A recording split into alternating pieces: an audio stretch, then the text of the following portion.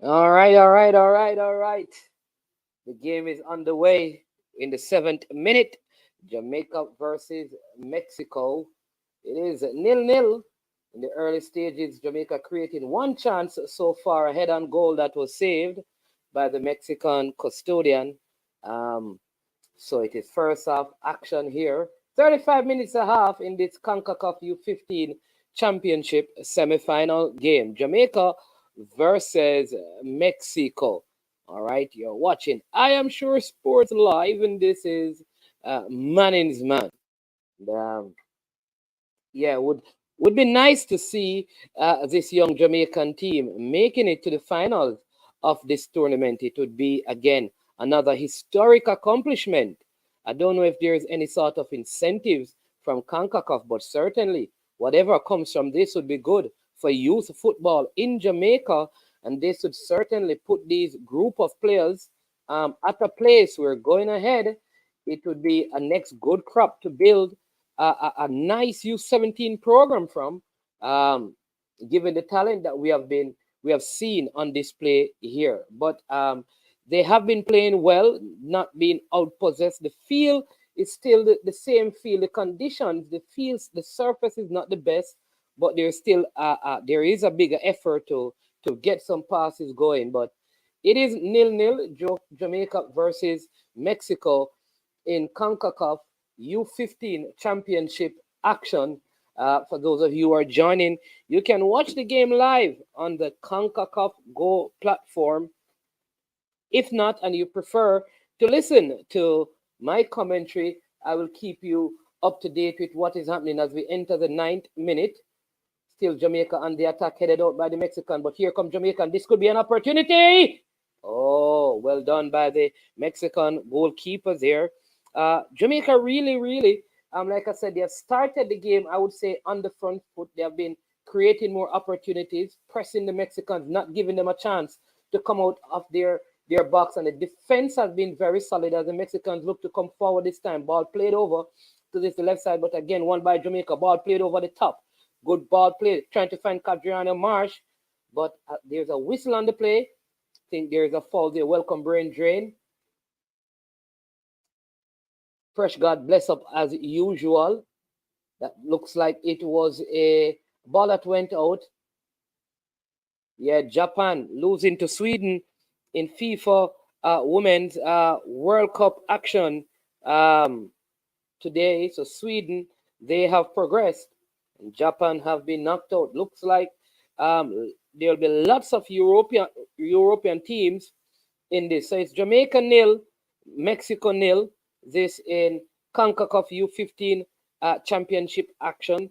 If you so desire to go and watch the stream, the game is on the CONCACAF Go platform. Nonetheless, if you don't want to and you prefer to stick and stay with me, I'll give you ball by ball, analysis and breakdown and commentary at the same time of this game. Jamaica nil, Mexico nil, 10 minutes here in the first half. Jamaica tussling and winning this one in midfield, played back to the center back. Here's Jamaica. Again, a long ball played over the top, looking for the speedy Taylor and Cadriano March, one by the Mexican.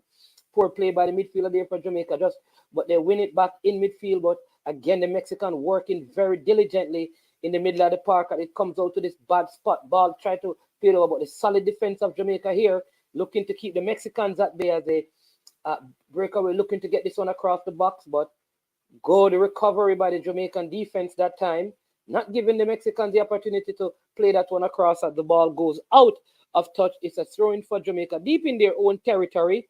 The game Brain Drain is on CONCACAF Go. Just type that in your Google search engine, and the first link that comes up, you can watch it right there. CONCACAF Go, that's where it is on. Uh, like I said, this is semifinal action here that the Jamaicans are playing in. Mexico with the ball coming forward again. Still Mexico as they look to come forward. This is some danger right here, but he was offside, and the defender did recover in time as well to play that one out.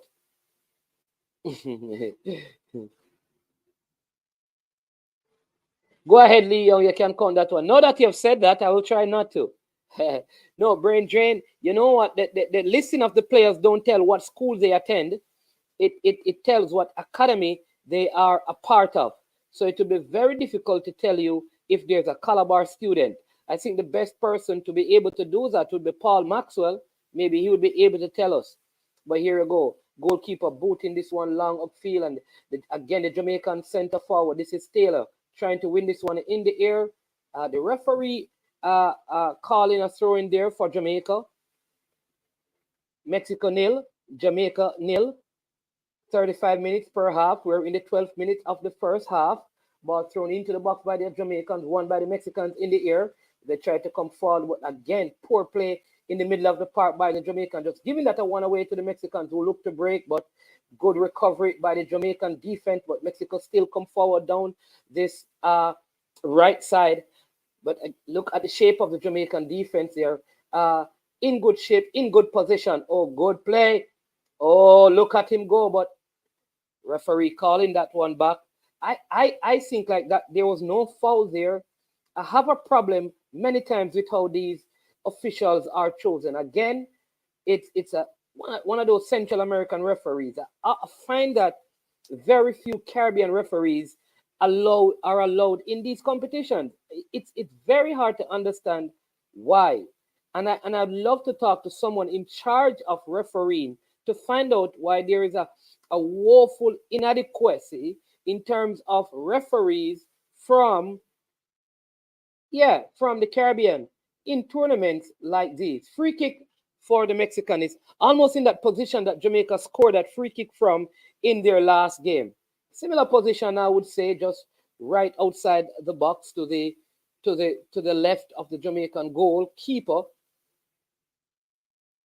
So this will be a left footer looking to curl this one in.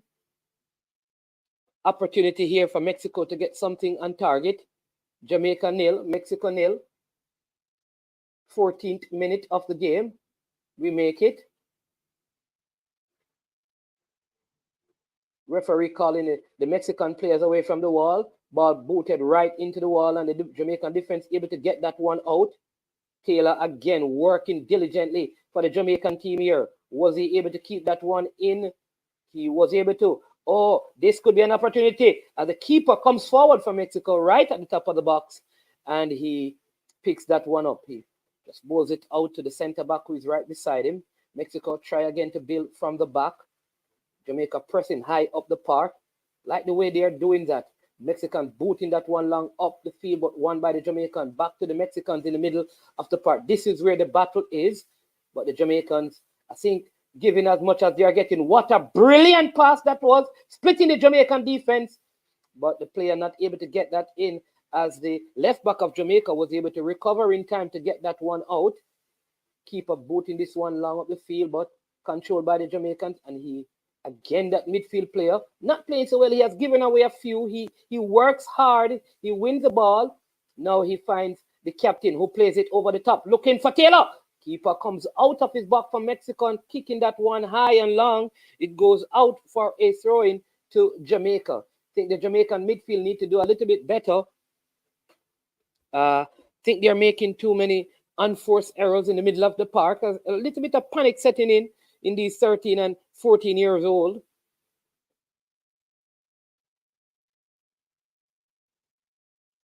Referee not giving up an inch for the throw-in. Ask the Jamaican to go back. Throw taken by the Jamaican.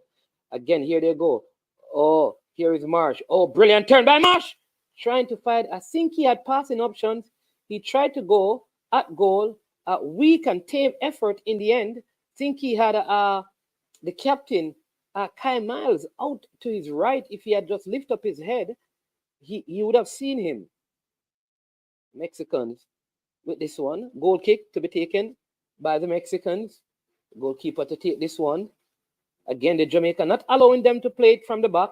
They have to, be forced to go long.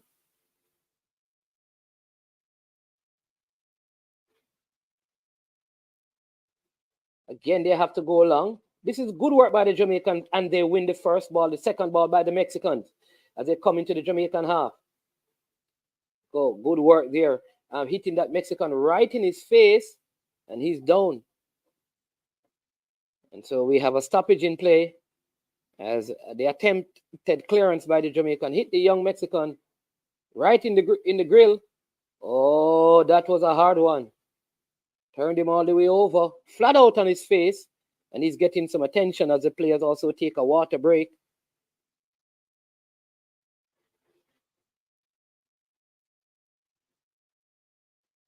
Jamaica nil, Mexico nil.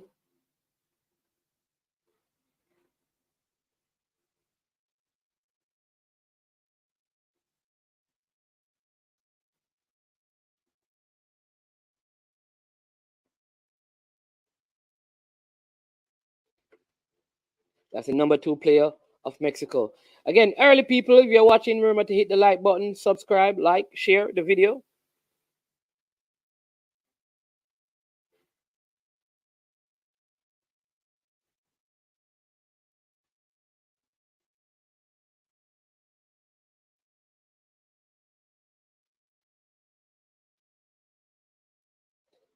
The battle, this game look like it will be won in the midfield. As Jamaican giving up again, this left back, poor play, not controlling that one as the Mexico come down. He plays this one over to the back post. Oh, brilliantly collected by the Jamaican goalkeepers at time. But the left back, who has been having a good season so far, have been found wanting in this one. Ball played long upfield by the goalkeeper, headed out for a throw-in to Jamaica. Midway, the Mexicans have, for those of you who desire to watch the game, and you can join us back at halftime. In your Google search engine, type in CONCACAF Go, and when you go there, you'll see the list of games. That first link that comes up, you just select that link.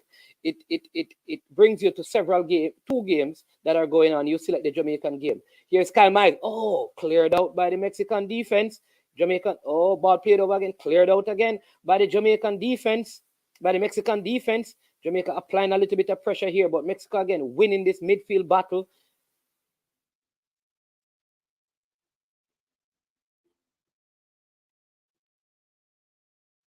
Ball given away by the Mexicans, but back to them. Mexicans come forward easily, played through, handled easily by the Jamaican goalkeeper. This is very tough on these young players. They played Sunday, Monday, Tuesday, got a break on Wednesday, and they're playing Thursday and Friday. And the finals, I think, is played on Sunday. So not a lot of recovery time for them. Ball played over the top. Oh, this could be an opportunity for Jamaica. Goalkeeper out of his goal. Can he get it across in time for a goal? Oh, he tries to score instead of finding one of his teammates. Oh, that was not good playing by Taylor. I think he should have. Oh, the field is slippery, but he had enough time to play in a better ball, and that could have been goal number 1 for Jamaica. As the Mexicans come forward, but again in the midfield, the Jamaicans not giving them a lot of room, a lot of space, a lot of time on the ball, and they make a couple of passes and they break through. The Mexicans coming forward this time, hoping to create an opportunity of their own. He's twisting, he's turning, he tumbles over. The referee says a free kick to them, but I think that was a poor play, but the poor call by the referee. The player, realizing that he was going to lose the ball, he tumbled over and he grabbed onto the ball. And this is the issue, man. I'm telling you, I am so disappointed in our Caribbean leadership for football. I cannot understand that where are the Trinidadians that are referee, and the Antiguans and the Jamaicans and referees from St. Lucia and Barbados and Guyana? Why we keep getting some Spanish officials for our games?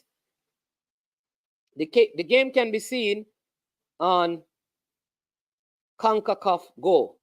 Free kick for Mexico. CONCACAF Go. Doc Dre, CONCACAF Go. You go right there, you can watch it. Chipping this one over, headed out by the Jamaicans, cleared further upfield, booted high and long. And the referee finally, giving a call to Jamaica, and it's just an offside.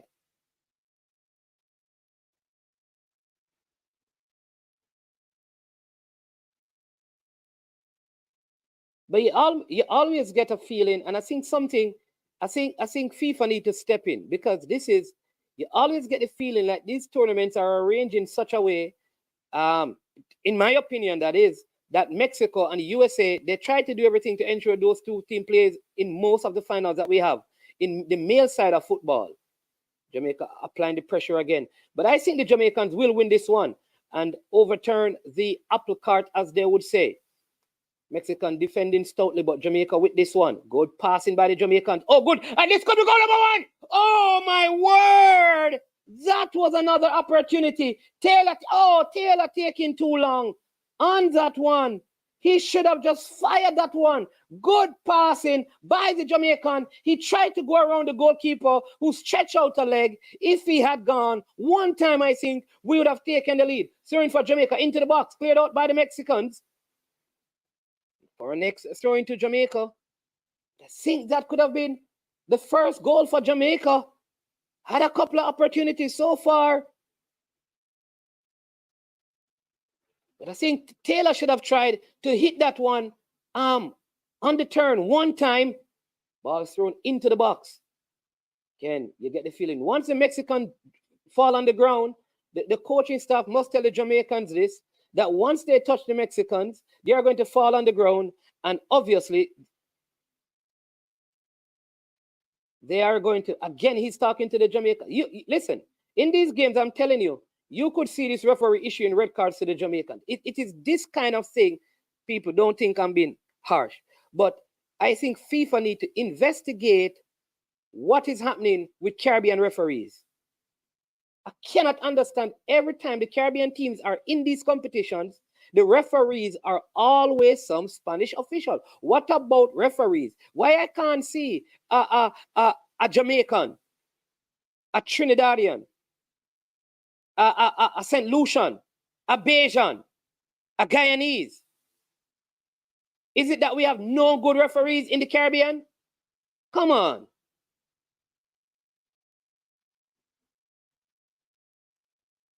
Crazy stuff.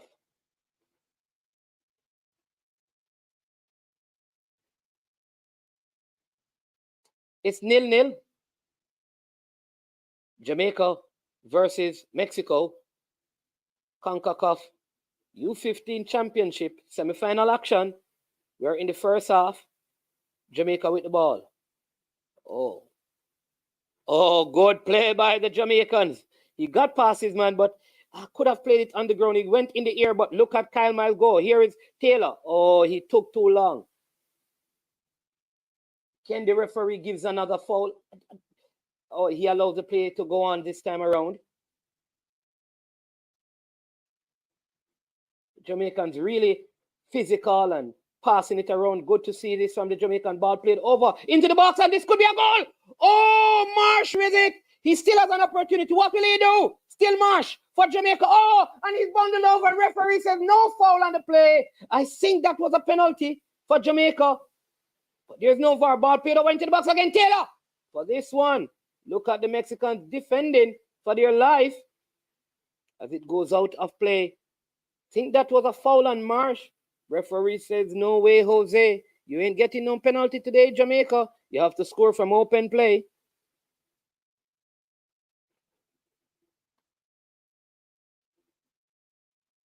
Good work by the young Jamaicans. They're fighting for every first ball, every second ball, not giving the Mexicans any opportunity. And the Mexicans under pressure, keeper kicking that one out of touch for a throw into Jamaica. 25 minutes we make it in this, the first half of 35-minute half game.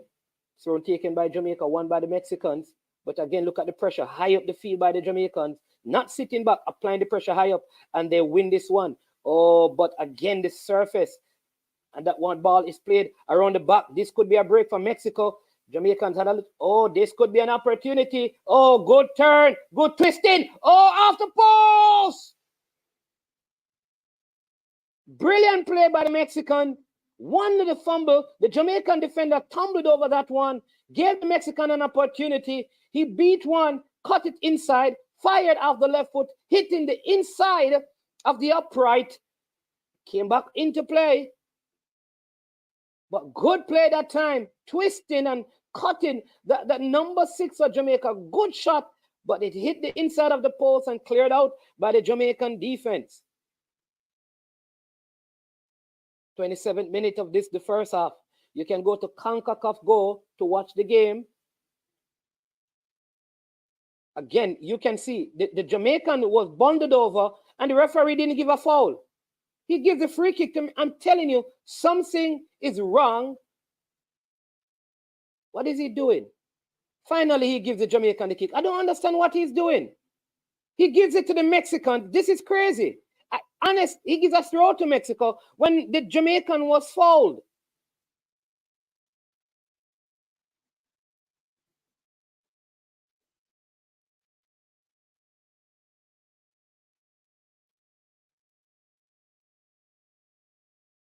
I honestly think, and I'm going to focus on the game, but the disappointment that I have with CONCACAF officials, I've never seen such weak leadership in the Caribbean football. Right across. Weak leadership.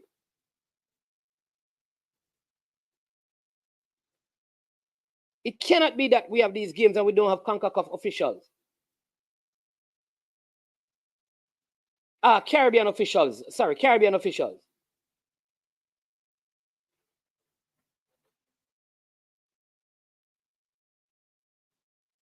Again, I think the Jamaican need to get hold of this one in the middle of the park. Oh, good play.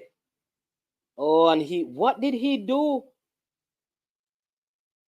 Again, the Jamaican stumbling, shot on target. Sorry, not off target, just going wide.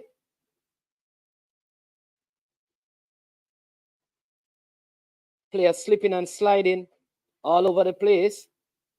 Sure improvement. Sure improvement. Welcome. 0-0 it is. Jamaica versus Mexico. 29th minute.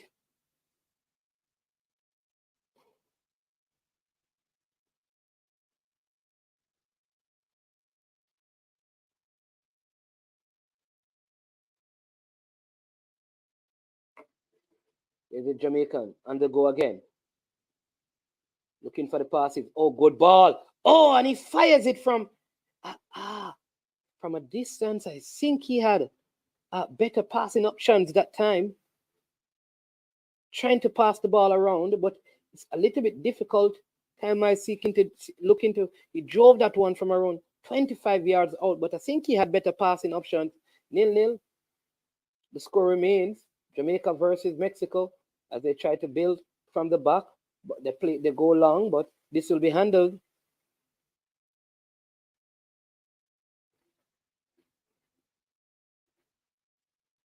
I think the midfield of Jamaica needs to step up. Maybe Kyle Miles need to come inside and help them out a little bit. I think the midfield play hasn't been. Oh.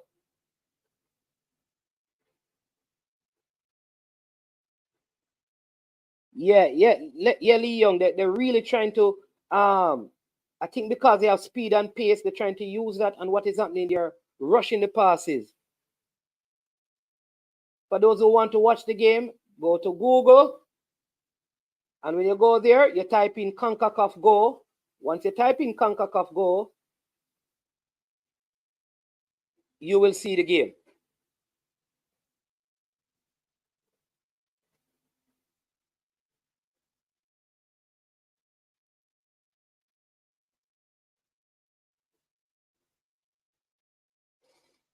Nil-nil. We have around 4 minutes before we get to the halftime break. Remember, the games are 70 minutes, which is 35 minutes per half. And after that, it goes straight to penalty. There's no additional time. Oh, Mexico with an opportunity. Again, the defending by the Jamaicans has been fantastic. Their recovery has been very good.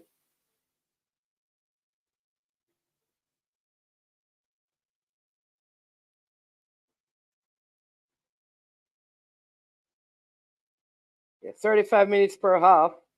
And then there's no overtime that is played, they go straight to penalties. We make it Jamaica 0, Mexico 0, 32nd minute of the first half. Ball played over, headed out by the Jamaicans, cleared further upfield, goes out for a throw-in. No, you don't need a VPN, man. You need a VPN? You don't need a VPN to watch it on CONCACAF Go. Again, there's a lot of panicking, and the coach needs to talk to the team. They're just giving the ball away. Oh, and look at that. Goal by Mexico. They just gave the ball away. That was such a soft goal. Such a soft goal. And you can tell that the goalkeeper is upset. And this is where I think, again, you could tell that the team is panicking. They're just kicking the ball away. They're absolutely no pressure, and they just look at it again. Right, they kick the ball, right? They get the ball, and he just, look at this. No one is on him, and he passes it right to the Mexican. They're panicking. Look, Cadriano Marsh, right at the top of the box, and, you know, he just basically just passed the ball to the Mexican. So maybe this will force them to settle down. Because, I mean, they have been, just like I said, just kicking the ball, just kicking the ball away. So now that they are down, they will have to put the ball down and play. No composure so far, so let's see.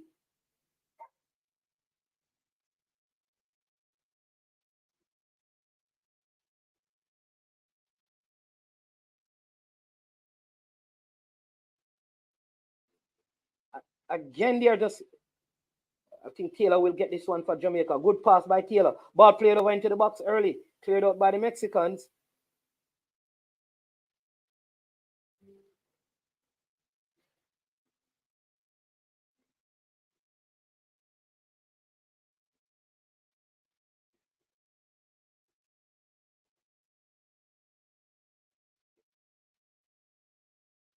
Again, he was under no pressure, and he just kicks the ball into the Mexican. 2 Jamaicans. Well, I think we need halftime at this time. I think the coach needs to get his team into the dressing room and talk to them a little bit.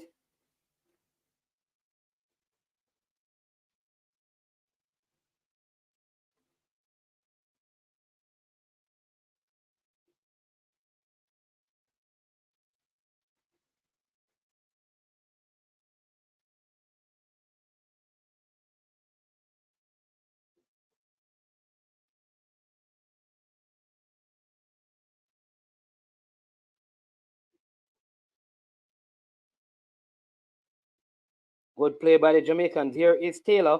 Taylor with it for Jamaica. Good passing by the Jamaicans. Saw what he was doing, but crowded out by the Mexicans. One back by the Jamaican in mid, and again he was under no pressure, and he kicked the ball away. Although he hit on the Mexican hand.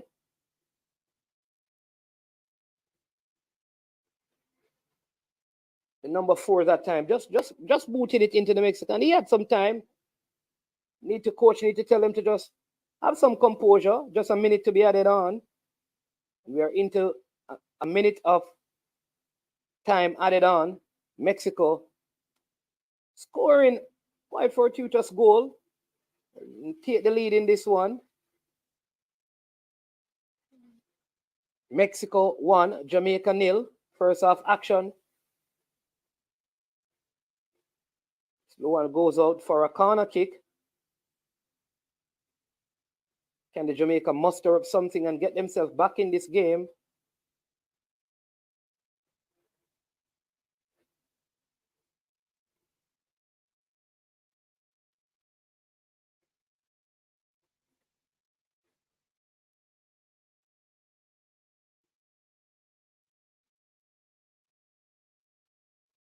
And it is halftime. Mexico 1, Jamaica 0.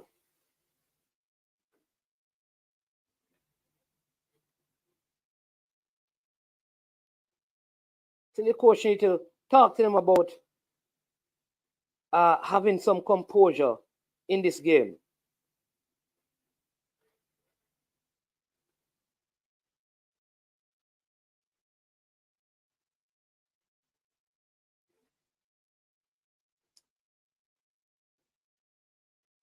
Yeah, listen, and we have to use. Yeah, we need to equalize. But I'm thinking that we are bigger, stronger, and faster because physically you can see the Jamaica team is bigger, and yet we are panicking.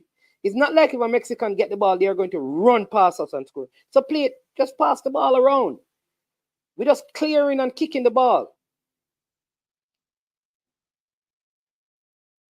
And we have good ball players because yeah, when you see these guys play for Phoenix and play for Kingston Football Academy and play for Mount Pleasant, they pass the ball around. And for the ballers, they pass the ball around. So we know they have it. Kyle Myers can pass the ball around. The Inter Miami players, they can pass the ball around.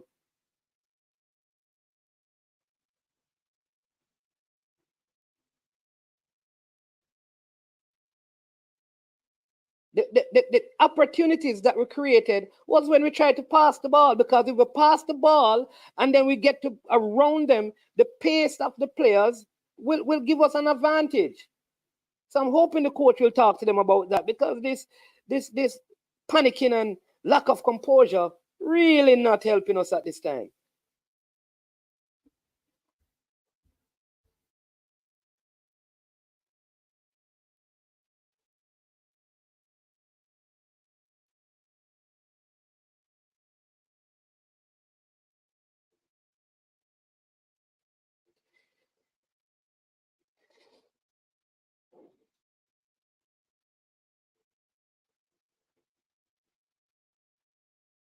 Well, you see the thing, Johnny Francis, no coach will admit that they tell the players to play this. But listen, you have to tell the players, even if you don't tell them to play with composure.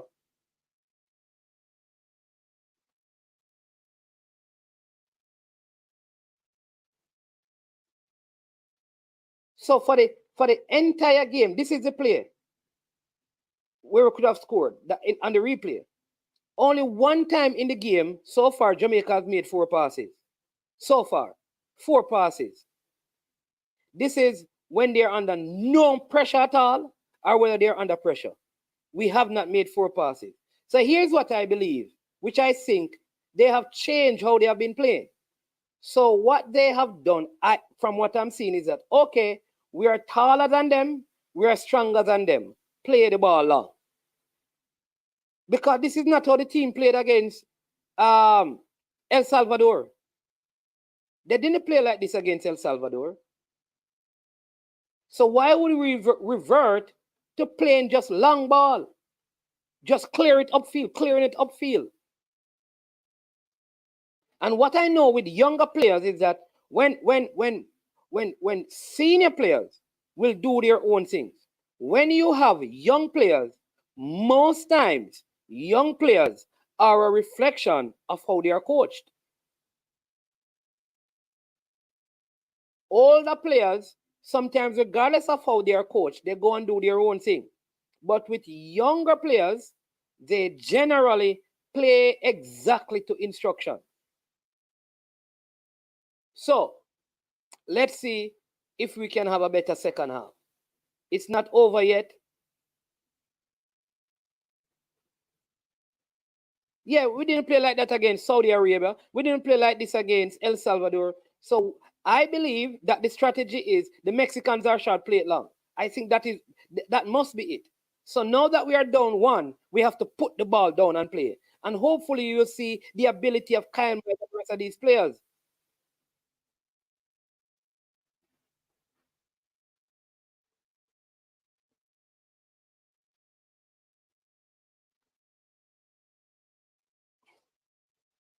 And let me just say this, right? Because uh, a lot of these, and I'll say this, a lot of I have a lot of respect for coaches, but I know I've interacted with some of them.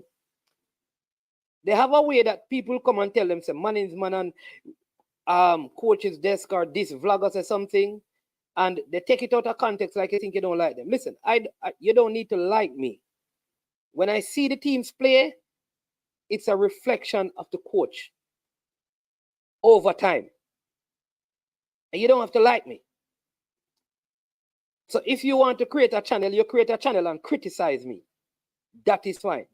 But when I'm here, I'm going to talk what I see. And right now, this team obviously were told to play differently than how they started out this competition.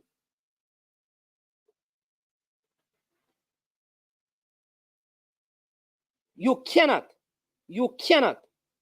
when Mexico defending with 5 players and a goalkeeper, that's 6. You have 2 persons up front. 2. So that's 2 versus 6. That means at the other end of the field, it's 5, because he's 11 persons. 5 versus 9. And you cannot make more than 3 passes.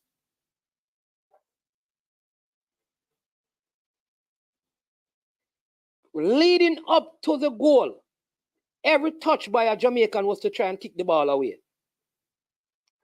For 7 consecutive minutes at the game. Go and watch it. The players just kicking the ball away.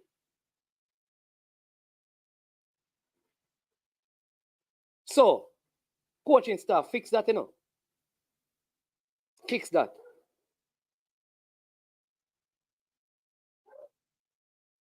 Fix that. Fix that. Let us see the A license at work. Come on now. Mr. Speedy, we're watching, you need to call them and tell them. Some man's man not happy. Text one of the coach and Kerry James, are you watching? Are you over there? Kerry, go down on the bench and tell the coach to tell the players and to pass on the ball. That is how we got to where we are.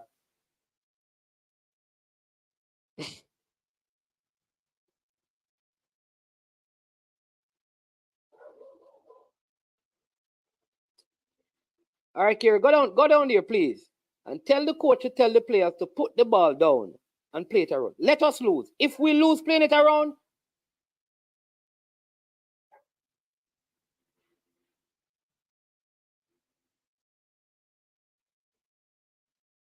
if we lose the game trying to pass the ball, we still clap on it. But if we don't lose the way, yeah, I'll be a cussing.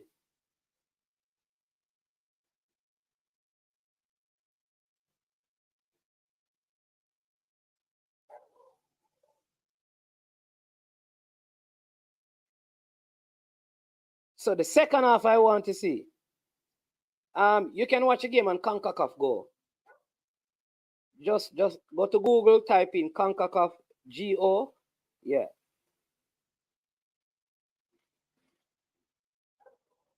No, man. Listen, I'm going to give them the benefit of the doubt because this is probably the poorest half they have had all competition. Though in the first 10 minutes they could have scored because the header should have gone in and the next one, I think, Taylor. So they could have scored 2. All right. They are young players. So I am believing that the coach is going to speak to them at the halftime interval. So let us see, people, because there's still 35 minutes to recover. I think they can get back in this game if they go back to how they started the competition. Because this is a good team. So we're not being too hard on them. You understand me? We're not being too hard on them. But we cannot go down like this. That's all I'm saying. We cannot lose this game playing this way. We should not lose playing this way. Play pretty and lose then.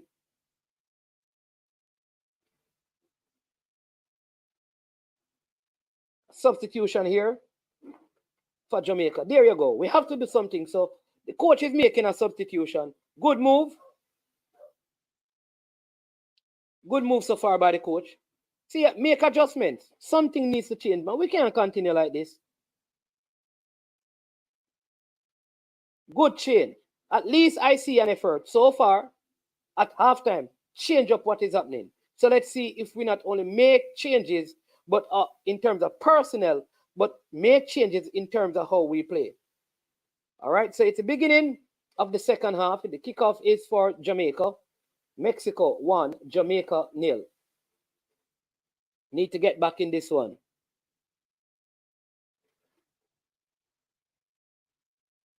Here is Marsh for Jamaica. Jamaica fouled again. Marsh twisting and turning, losing out to the Mexicans as he was double teamed. Or again, poor take that time by he's having not one of his best game, but the Jamaica and ball played long. And here is Taylor. Taylor for Jamaica. Taylor! Oh! And brilliant save! Oh my word! And Marsh kicks it over the top from the edge of the 6-yard box. Ball played over the top. Taylor taking that one on the chest, turning, firing it to the right. The keeper made a brilliant save. The rebound fell to Adriano Marsh, who tried to volley it, but it goes over the top. Good start to the second half by the Jamaicans. Let's see if they can continue. Mexicans going long with this one. Header one by the Jamaicans. No pressure on the balls here. Standing around waiting. Here we go. This is where the Mexicans have been good in the middle of the park. Well defended that time by the Jamaicans. Booting that one out for a throw-in. I think the left back, who has been having a good number 17 jump has replaced Hales. Here is Jump with it, the man who came on. See, no, ball being passed around by the Jamaican this time. Good ball here. Oh, looking for, is this Sky Miles tackled up by a couple of Mexican. As he tried to make the pass, hits off the Mexican, it goes out for a throw-in.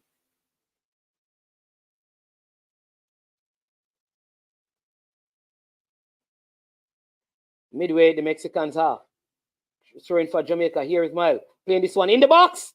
Cleared out by the Mexicans. Oh, what is he doing? Again, you see the defender was under no pressure and he almost gave the ball away. Played back to the goalkeeper. Jamaican trying to make some passes here. Keeper goes along with it. Header one by the Jamaicans. Headed on. Cleared out by the Mexicans. Ball headed on by the Mexicans. I think that was offside. Played through. But easy handled in goal by the Jamaican custodian, who goes high and long with this kick. Big booming kick. Header one by the Mexicans into the middle of the park.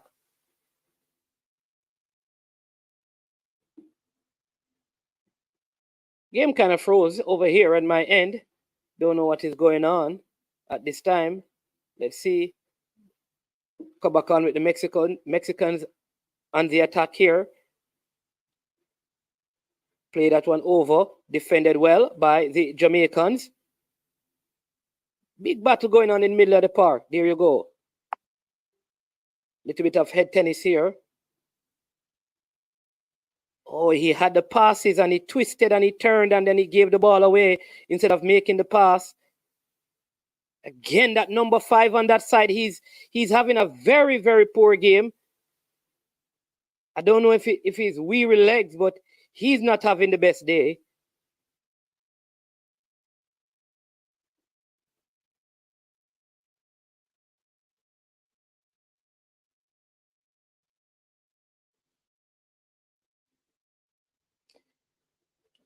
So around 3 minutes in the second half.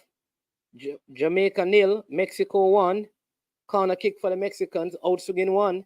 It looks like it's going to be for the Mexicans. Corner kick taken, high, long. Goes all the way around the back. Still there with it. Oh, that is going to be a yellow card. That is going to be a yellow card.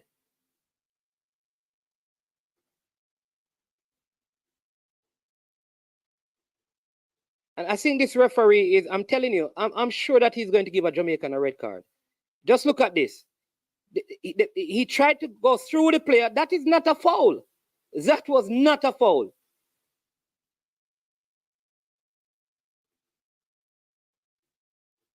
Yellow card to the man Dennis that time. But that was not a foul. I'm telling you, a lot of these officials, and I think a lot of these officials,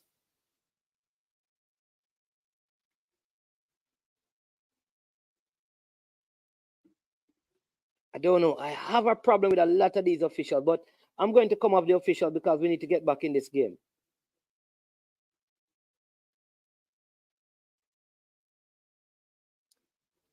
Free kick for Mexico in a very dangerous position here.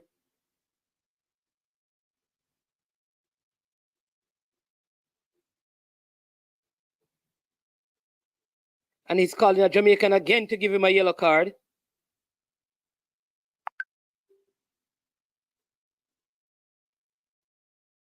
I'm telling you, before this game is over, he's going to give a Jamaican a red card. I guarantee you is that he's going to give a Jamaican a red card.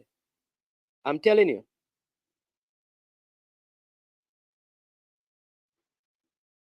Mr. Porter, you know, say man stop different corner with man and post. You zonal man. Oh, Mr. Porter, I try to get your coaching from. Them old school coaching they done, Mr. Porter, man. You don't defend corner with man and post again, Mr. Porter. Come on, man. You get them thing there from Mr. Porter. Them days your football done, man. Man, they are near post. What a goal. I told you, what a goal. Goal by Mexico. They go by 2. Free kick taken. Goalkeeper think had no chance of saving that one. That was a very, very good free kick. Mexico 2, Jamaica 0. And look out, because a red card is coming for Jamaica. I'm telling you.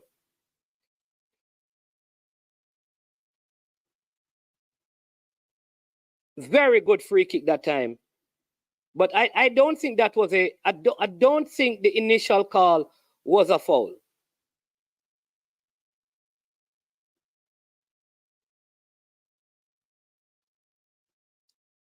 Is it too much now for the Jamaicans?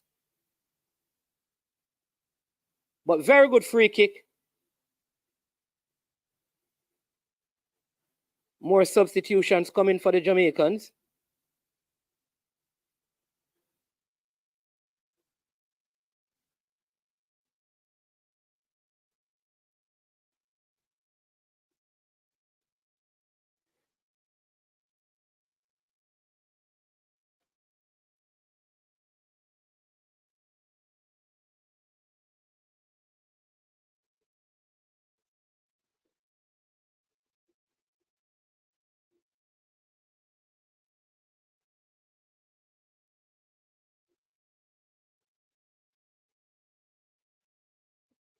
The supporter, you got too far. You mean we don't know. The man, that's a brilliant free kick.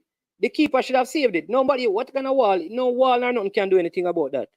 Oh, what a free kick that was by Taylor.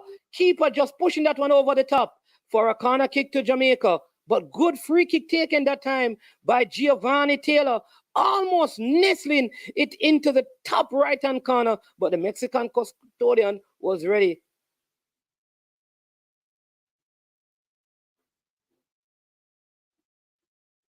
For that one. Mr. Porter, man, stop different corner with 2 man, one pan front post, one pan back post, man. Where you get them them footballer they done? Watch football and tell me if you see 2 players, one right. People, anytime you see players doing that, they are taking the opportunity to rest Mr. Porter. You don't need people to be on post again. You don't need nobody on no post again, Mr. Porter. Come on, man. You're zonal mark. And you put your lines so you can have the person who will attack the ball. So you can win the first header. So you have to tell me which part the coaching are going when man really a coach man for do them the thing there again. Because I you say it, you know.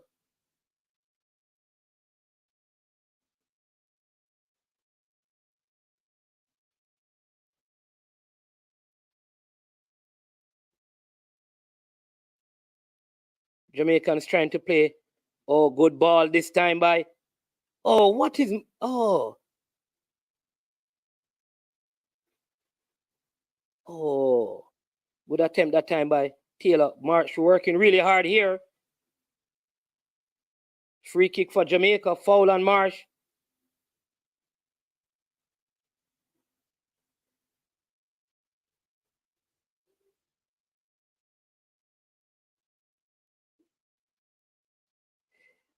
Mr. Porter, you don't need to send me no video session. I don't need no video session. People who are defending corners now do zonal marking. And what they do, they have the better headers, people block, and people go to head the ball. Football is no longer done for corners where you put 1 man per front post and 1 per back post. If you do that, Mr. Porter, that is fine.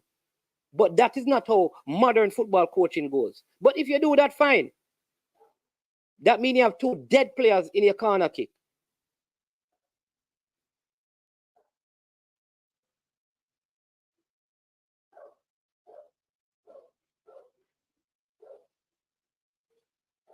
Taylor again going for goal for that one. I think he should have played from the angle he was. He should have tried to play it in the box. More substitution coming for the Jamaican here. Kai Miles coming off. See that his legs are weary. The captain has been replaced by Byfield. And the next player coming off is Cadriano Marsh.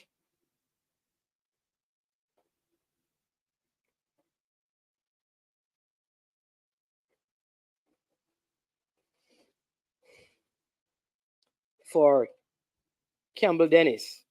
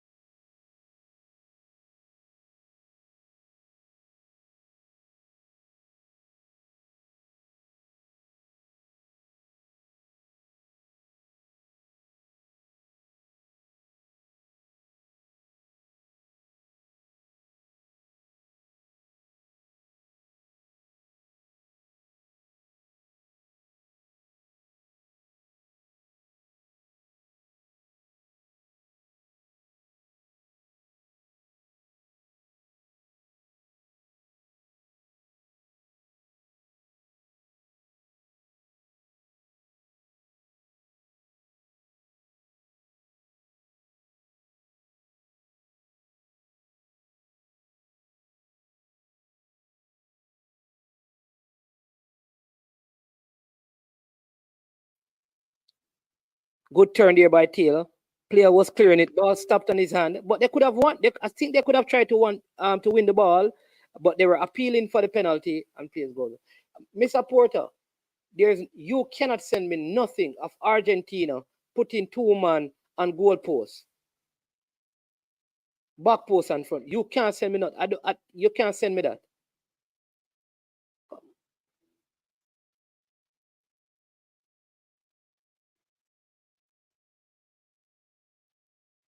Good tackle, good recovery by the Jamaican. Was that a penalty? What is he? Yes, again. Yeah, man. Tell him to get up. What is he doing?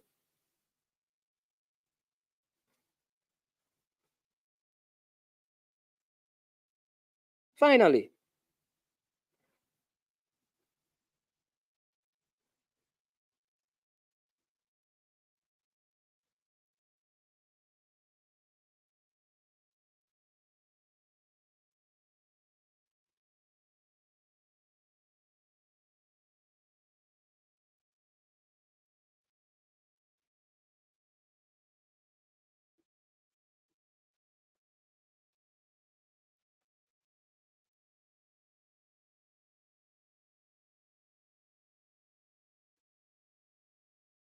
ball cleared.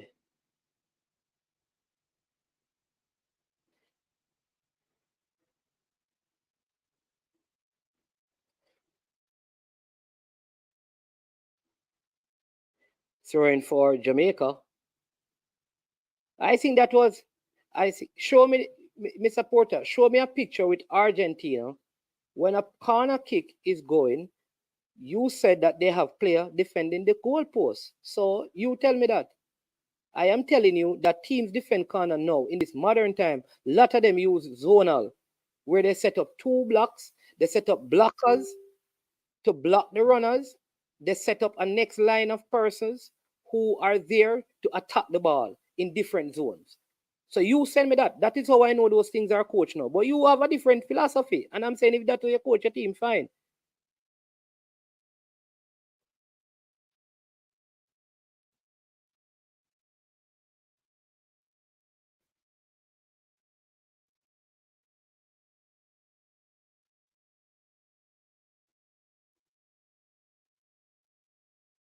Jamaica nil.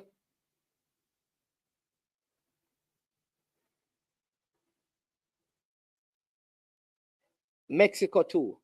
You said you have clippings of Argentina. Just send me it.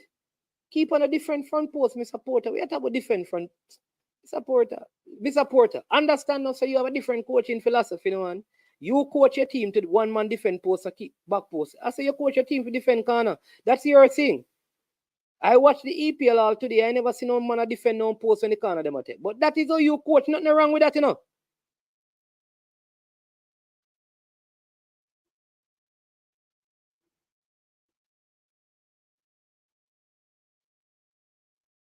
That is how you coach. I'm saying that nothing is wrong with that. That's how your coach should defend it. Nothing is wrong with that. I'm saying fine.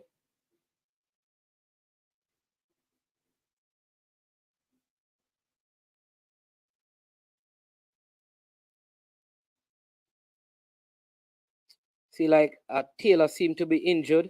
One of the players who came on already limping. So the Jamaican team very stretched there. The defense is deep. The shape has been lost. I think because you're chasing this game now. Oh, look at the Mexicans go. They're chasing the game. Look, they are so deep. The defensive line is so deep.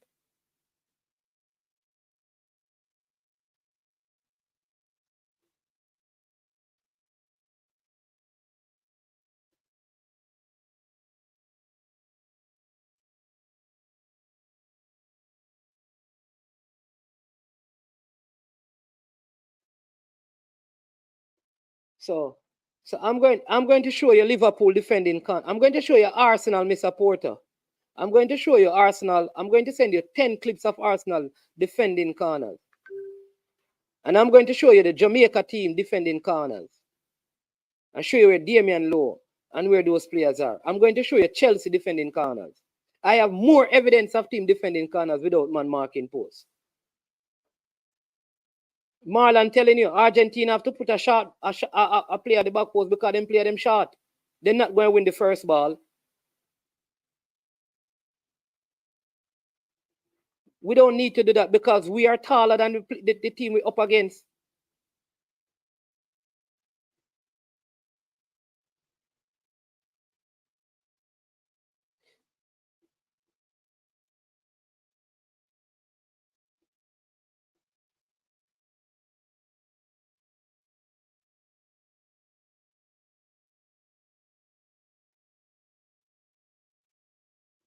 '53rd minute of the game.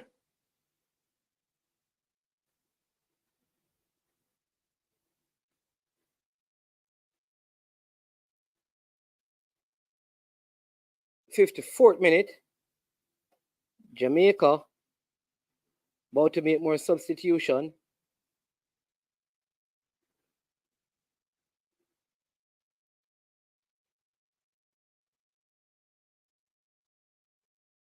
Player that received the yellow card. Wise decision by the coach pulling a couple of them out.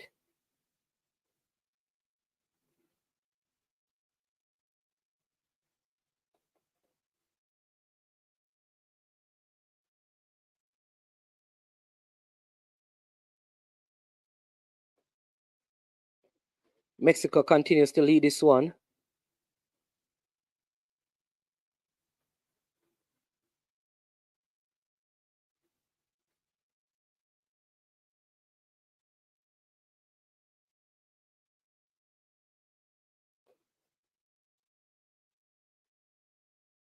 I think the team on 16 or 15 minutes to go before this one ends. I think they played the first half so bad, it just put them in a very, very difficult situation. We have to stop winning competitions like these and teach our players to play good football. And this could be a chance. Oh, saved off the line. Oh, my word. That was an opportunity. The Jamaicans go again.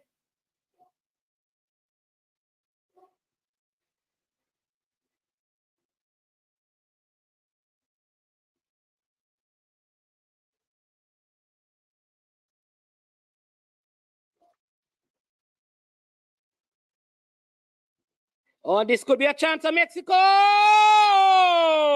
What a goal! Mexico 3, Jamaica 0. Brilliant goal that was. Oh my word. Cranky, turn off way over there. Where you The Jamaican just had an opportunity that looked like it was offside. But there is no VAR. But that was a brilliant counter, brilliant goal. Looked like it was offside to me, but there's no VAR.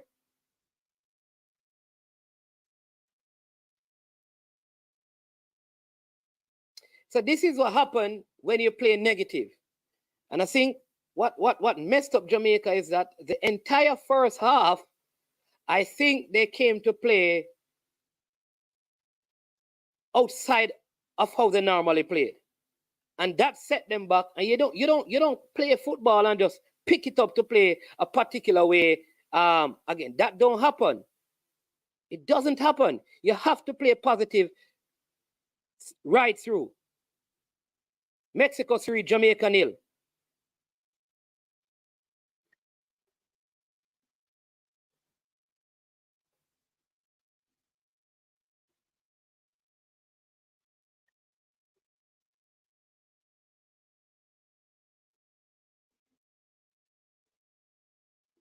Oh, Cranky, you're muted. Hey.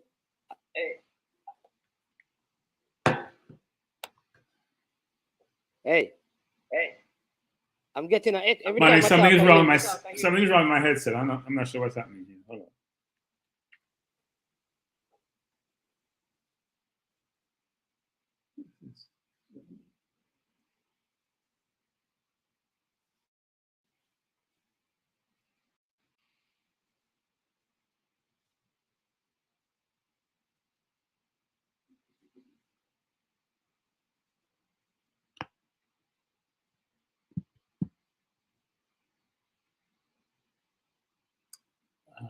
There's something wrong with this. Man, I have to come back out. Go and come. Something's wrong when I connect directly. I'm not sure what's happening. I can't get my headset. Check. So I'm gonna go on and come back in. Send me the link separately. All right. So it is Mexico 3, Jamaica 0. Mexico scoring a third one on a brilliant counter that time around.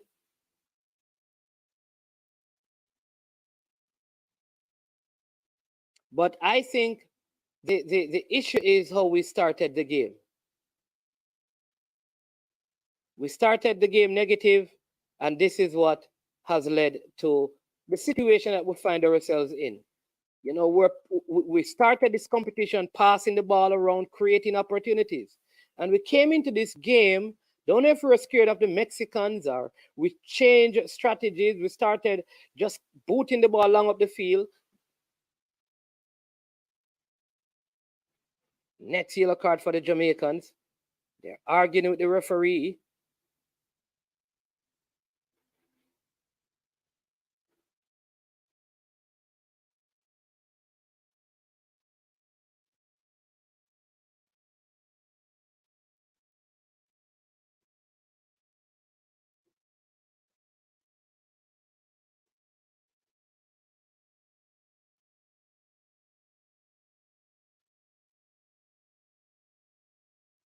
Mr. Porter, first thing you send me something. It says how to defend corner, general. Oh, is this Apollo? Cranky is going to, when this is finished, Cranky is going to come on and do his EPL prediction. but Jamaica down by 3-0. 10 minutes to go in this game. It says, Mr. Porter, it says general advice. Big up Apollo 101 and Arsenal. Cranky is going to go through his predictions and talk about the EPL right after this game. Just around 10 minutes, so you should join him. You understand me? Haaland picking up where he left off today as City defeated Burnley.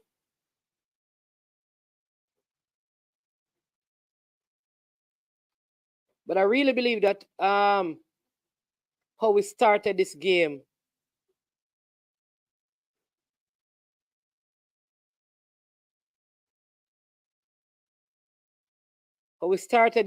contributed to the outcome.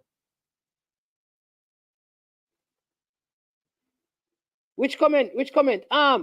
Jason, Crazy RTV says that he cannot get into the fantasy league thing. So Demo or Jason, see if you can help. I don't think you can do it for this week, because you'd have to join next week because it has gone already. Mr. Porter, whatever you see on that, right? You have to find and tell me. Somebody just said, goal! What a save! And oh my word! He got the goal! Oh my word! He should have just kicked that back one.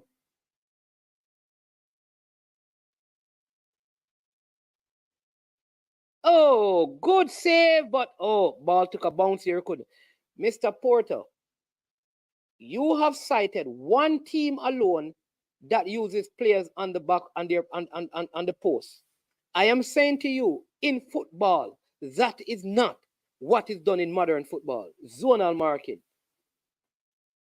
So you're not going to get. That's what I say. Might as well. No, man, we're not. You're gone for a different thing. Maybe leave the conversation. All right, Mr. Porter, me done. Give him the code, Demo. But I gave him the code and he says the code is not working. So I don't know how you got onto it and everybody else except Crazy Yardy TV. Red card for the Jamaica. I told you that somebody was going to get a red card. Player Dwayne Berger, who just came on, red carded. I told you that. I knew that somebody was going to get a red card. I told you that it is impossible for this game to be done and the player not get Jamaica not get a red card. I told you that.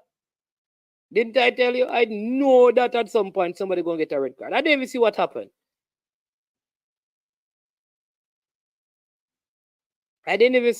But I figured that the referee was going to give a Jamaican a red card. I knew it. I would not be surprised if there's betting money, like money and betting on this game.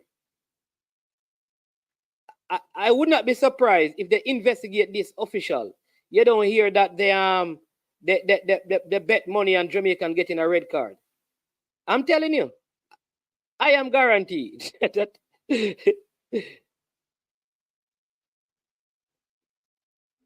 So now they're down to 10 men. This is over, people. And don't be surprised if they get a next red card.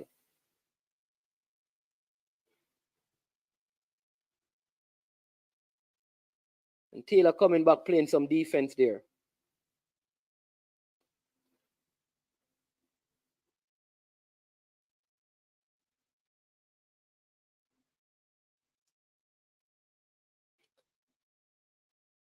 Good run by the team, though.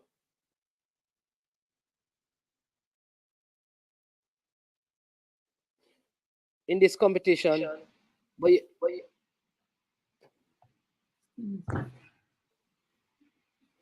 Cranky. You have do you have the stream going somewhere? What? Do you have the stream? Are you watching the stream somewhere? No, I'm not really. It's on some places, but I'm not watching it now. Why? I'm figuring that you need to. I'm trying to connect my headset, and it doesn't want to connect. I'm not sure.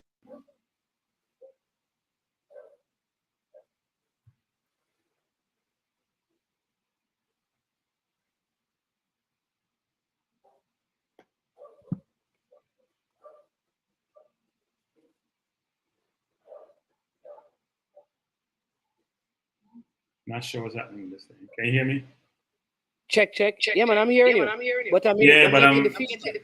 My headset is connected, but you're not coming through my headset. Oh, you need to change. I'm going to settings and change. Go in the audio settings and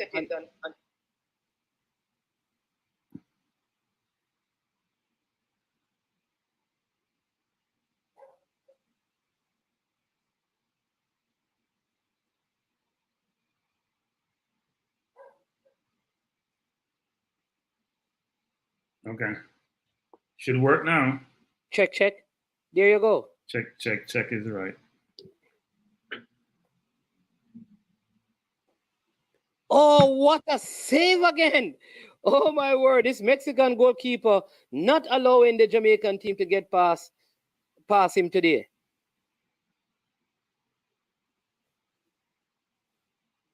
Then why are we playing Mexico again? Did we play them? Yeah, like I said, I think the competition was designed to have the USA and Mexico. Listen, I think Caribbean football, like the leadership in Caribbean football is atrocious. They are terrible, man. You're telling me that, yeah, like every time Jamaica and one of these teams play, or Trinidad and them play, all the officials always happen to be from one of these Spanish-speaking CONCACAF nations. Like something is wrong with that. Yeah, but you shouldn't have to play a team in that you play in the first round to reach like finals. Well, Mexico right? The other if the semifinals immediately, huh? Yeah, but USA playing Haiti and they were in the same zone as well, so it's kind of strange. That's what they should switch the zone. First in one zone place. That's a madness, man. First in one zone played the alternate and the second place team in the other zone. That's how you normally do it. Why would you play the same team in your zone again? That's madness. But it's Crazy RTV finally get through. You were doing the wrong thing, Crazy RTV. So you have signed up for the league. Yeah. Is there a special code? Yeah. What's the code? You have it? You just post the code. I posted it yesterday. You know. Let me drop it again. No, I need the code because I signed up also, but it doesn't let me in right away. I think I have a player who's injured and I think I made a mistake. My team. I don't realize I injured player in my team. Look like a loser already. No, I have a good team. And I think my big forward scored today now. The big forward scored 2. All right, let me just scored 2 today. Even though I don't see my team on here that I put in last night. Yep, my big forward scored 2 today. So there's a code. Big forward cost 14 points, but it's worth it. Oh, they plays it short. This is not a good idea. Oh, ball played over the top, and this could be the goal number 1. Oh, he heads it into the arms of the goalkeeper. That could have been a goal for Jamaica. Open opportunity. I think he even had time to take it on the chest. Good set play that time. Good ball by Taylor into the box. I think the man coming out of defense that time. He had the opportunity to take that on the chest. He tried to go one time with the header, and it was easily handled.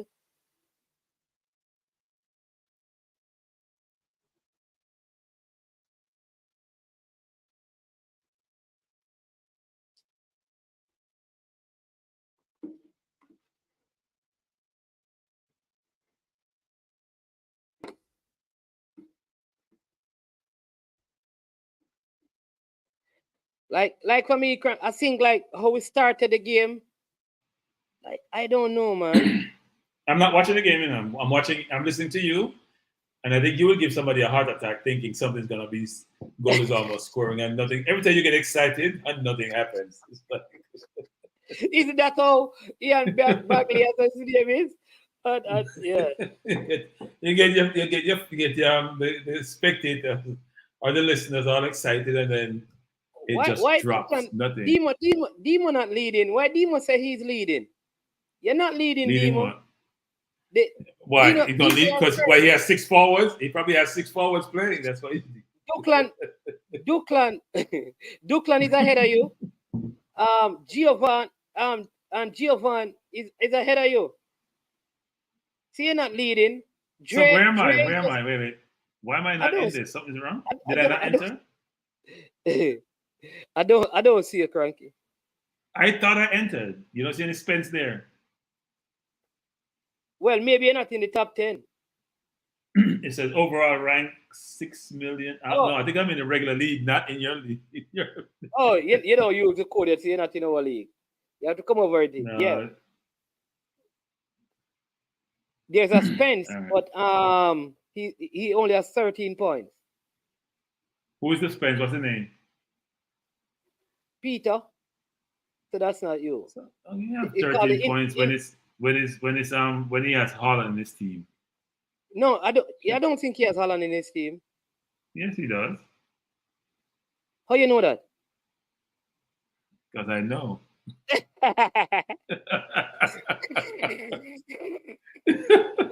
You all the way down that the other injured player, man. That is why. Maybe you had De Bruyne in your team. If you had De Bruyne in your team, you lost some No, I points. didn't have. I don't have De Bruyne in my team, but I don't understand why I don't have more points. If I had 2 goals today, I didn't have any Burnley player. That don't make any sense. So T got doing well as well. What am I missing from this? Something is not right. I'm missing something. I had Ruben Diaz in my team. He didn't play today. Oh, maybe that is it. And Stones, you had Stones in your team. No, I don't have Stones in my team. You probably had somebody who never played today. Somebody else. No, I So don't it is play. Mexico 3, Jamaica 0. Just 3 minutes left before this one ends. Yeah, but right after these people, you'll be hearing Cranky talking about the EPL. I think he wants to challenge Demo and his front six discussion. Yeah, I think we'll have a dialogue around those things actually, because some individuals. What a save again by the Mexican goalkeeper! Oh my word! I mean, he has made up his mind that there's no way Jamaica is going to score him today. Good play that time by number 15, playing it across the back from the back post one time, but the goalkeeper went low down to his right and he stopped that one. So is that? So I'm just going to listen to you and comment based on what you're saying. Is it the goalkeeper or the forward that know to put the ball in the net? Which one? Which one is it? Which one is it? It can't just be the goalkeeper being brilliant all the time. The forward's not placing the ball where it should go, right? Yeah, but you know what is funny? The Jamaican team playing with 10 men, passing the ball around. I'm saying this is why I'm saying that the strategy at the time at the start of the game was so poor. So poor. So to get a red card, what a defender takes somebody down? Looked like he probably hit him in the midriff. Oh, deliberately or by accident? You know, we didn't see it. It looked like it was an after ball thing, so I can't even make a proper judgment. He got his feelings on the field. He got his feelings on the field. It was a straight red, so it must have been, yeah. So that is okay. That's a foul on the play. Free kick for Mexico. Just seconds remaining on this one.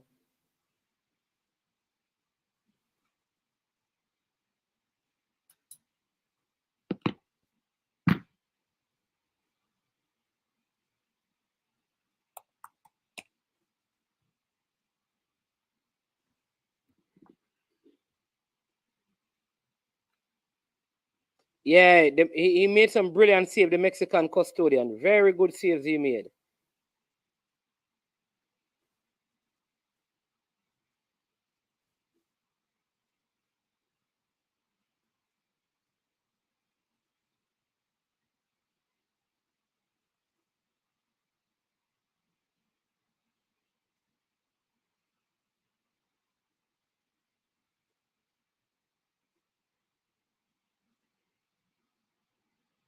I think the coach got the game is over, people. Jamaica 0, Mexico 3. I think the strategy at the start of the game was very wrong. All of this long balls thing, I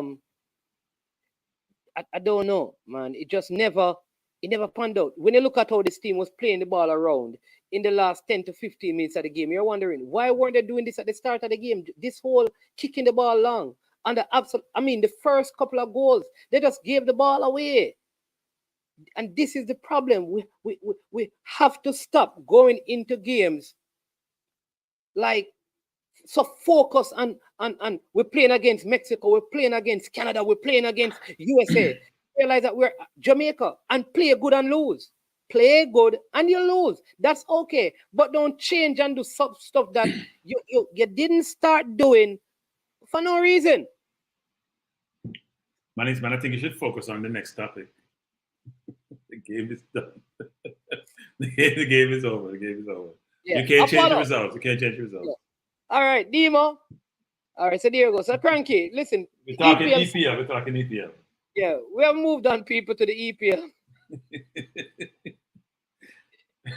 Move on to the EPL. So, City won today. Didn't look convincing to me, but it is the first game. I mean, I thought Burnley, if they had a better striker, I think they could have probably scored a couple of goals, right? And I know Demo wants to challenge you because you're challenging his top 6 thing. Well, no, you can say so. For example, you can say top 6, meaning if you're playing. No, sorry, front 6, not top. Front 6, not top 6. Well, it's not front 6. It's like the top 6, meaning my. You can say, well, you can say top 6 if you want, but front 6. But it's not normal to say that. But if you say back 5, then you can say front 6, right? If you want to do it that way. If you say your back 5 with your 4 defensive and goalkeeper, you can see your 3 midfielders and your 3 offensive players. You can say that if you want to. But that wasn't what Demo was saying. His front 6 included 2 people on the bench, Demo. So when you talk about the 11 players on the field, you can't have 2 people on the bench, talk about your front 6, and you have the best front 6. You can say you have the top 6 offensive players. Which is what I was saying to you. But that is even wrong for Cranky, because the last 2 seasons, his 6 players were not the team that scored the most goals. Well, I'm not going to use, no, we can't use it as a criteria to judge the top 6 players. Doesn't mean because I have the 6 best offensive players, I'm going to score the most goals. Depends on facts and circumstances. They had a lot of injuries, right? Diaz was injured. Nunes was misfiring. Gakpo was being introduced. So you can't just use that as a criteria to see you score the most goals, therefore you have the best top 6. But what I would say is that Demo is normally wrong. It's not his fault. It's just how life is. Welcome to the show, Demo. Sorry, good evening and good afternoon to wherever you guys are watching from. I'm glad Cranky understands what a front 6 is. And I mean, I misspoke earlier for people who never understand. I must one second. We didn't hear that, man. 1 second. Demo, can you repeat what you just said? No. I'm saying, you not hear me? You not hear me? No, we heard you, but want to hear it again. Want to make sure no one missed what you just said. No. I'm saying I probably misspoke in terms of the context. I wanted to say what I wanted. Okay. So Cranky basically so messy. You can have a front 6, but I was mixing. Well, I was just mixing the guys who won't start. I mean, I have 2 of them on the bench, so I just join everything together, which wasn't what I was aiming to do.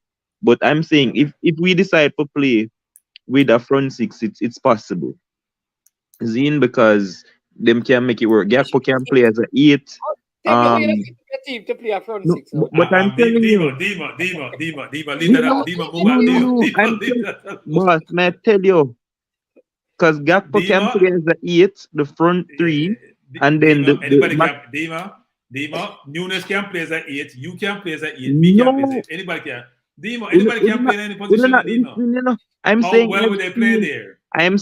With this new system that Klopp has put Trent in the midfield, I have seen it done. We got 3 at the back, and then the man them I hit 1 CDM, and the man them ahead are just all attackers. But you bought McAllister as a 10. You bought the kid from Germany. And Gakpo plays as an 8, may I tell you? Okay. And then everybody else are just attackers. I've seen it done pre-season. No, he does that because he probably doesn't have a choice. He wants to get Caicedo or Lavia, who would have played in that position. Yeah, but and that didn't materialize. Regardless of why he forced to do so, I'm saying it can be done. That's the point. But you explain. Yeah, it can be done, but it won't be effective. It won't be what he wants. Oh Lord of mercy. You're arguing You and I something. know this, Demo. You're No, arguing no, you and I something we know not this. argued, Cranky. But that's the point. You Okay. explained it Okay. perfectly when I was off the stream a while ago.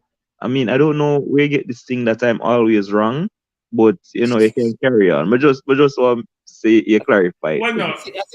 Okay. Let me repeat that. You sometimes you misspeak quite a bit. You misspeak, or you call it misspoke. You misspeak quite a bit. That's all. So whether you call it wrong or misspeak, whatever terminology you want to use, is up to you. It's okay. All right, Marlon, Marlon and do it. We need to get you. We need to get your top 14. Cranky, you didn't give us your top 4 prediction.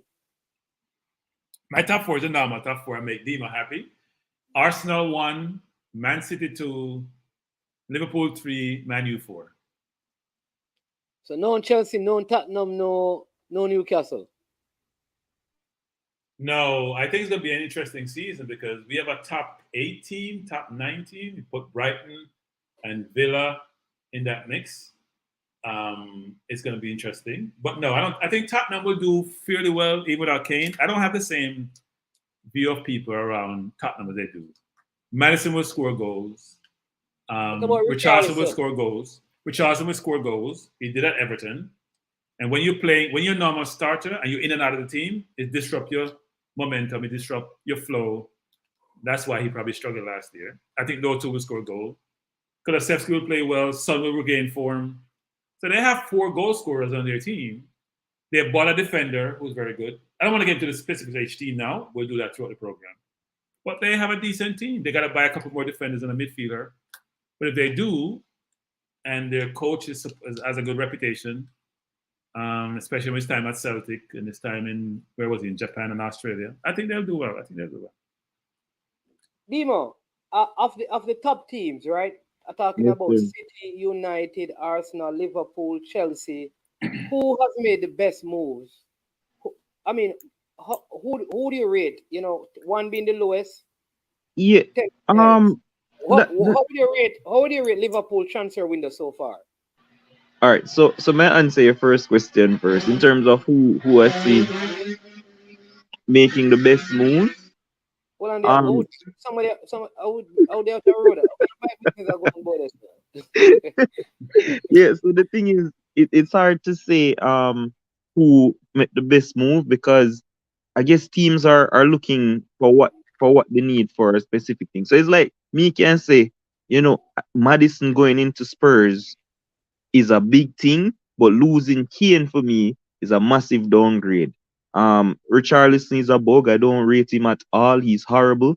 And so I think that's going to be a downfall for Spurs. So initially, Madison to Spurs, and them have Udogi, the wing back, and I think they got somebody else. They were making good signings. I'm gonna say, listen, that transfer window is awesome. But then Kane left, and I don't think that it's the same thing anymore.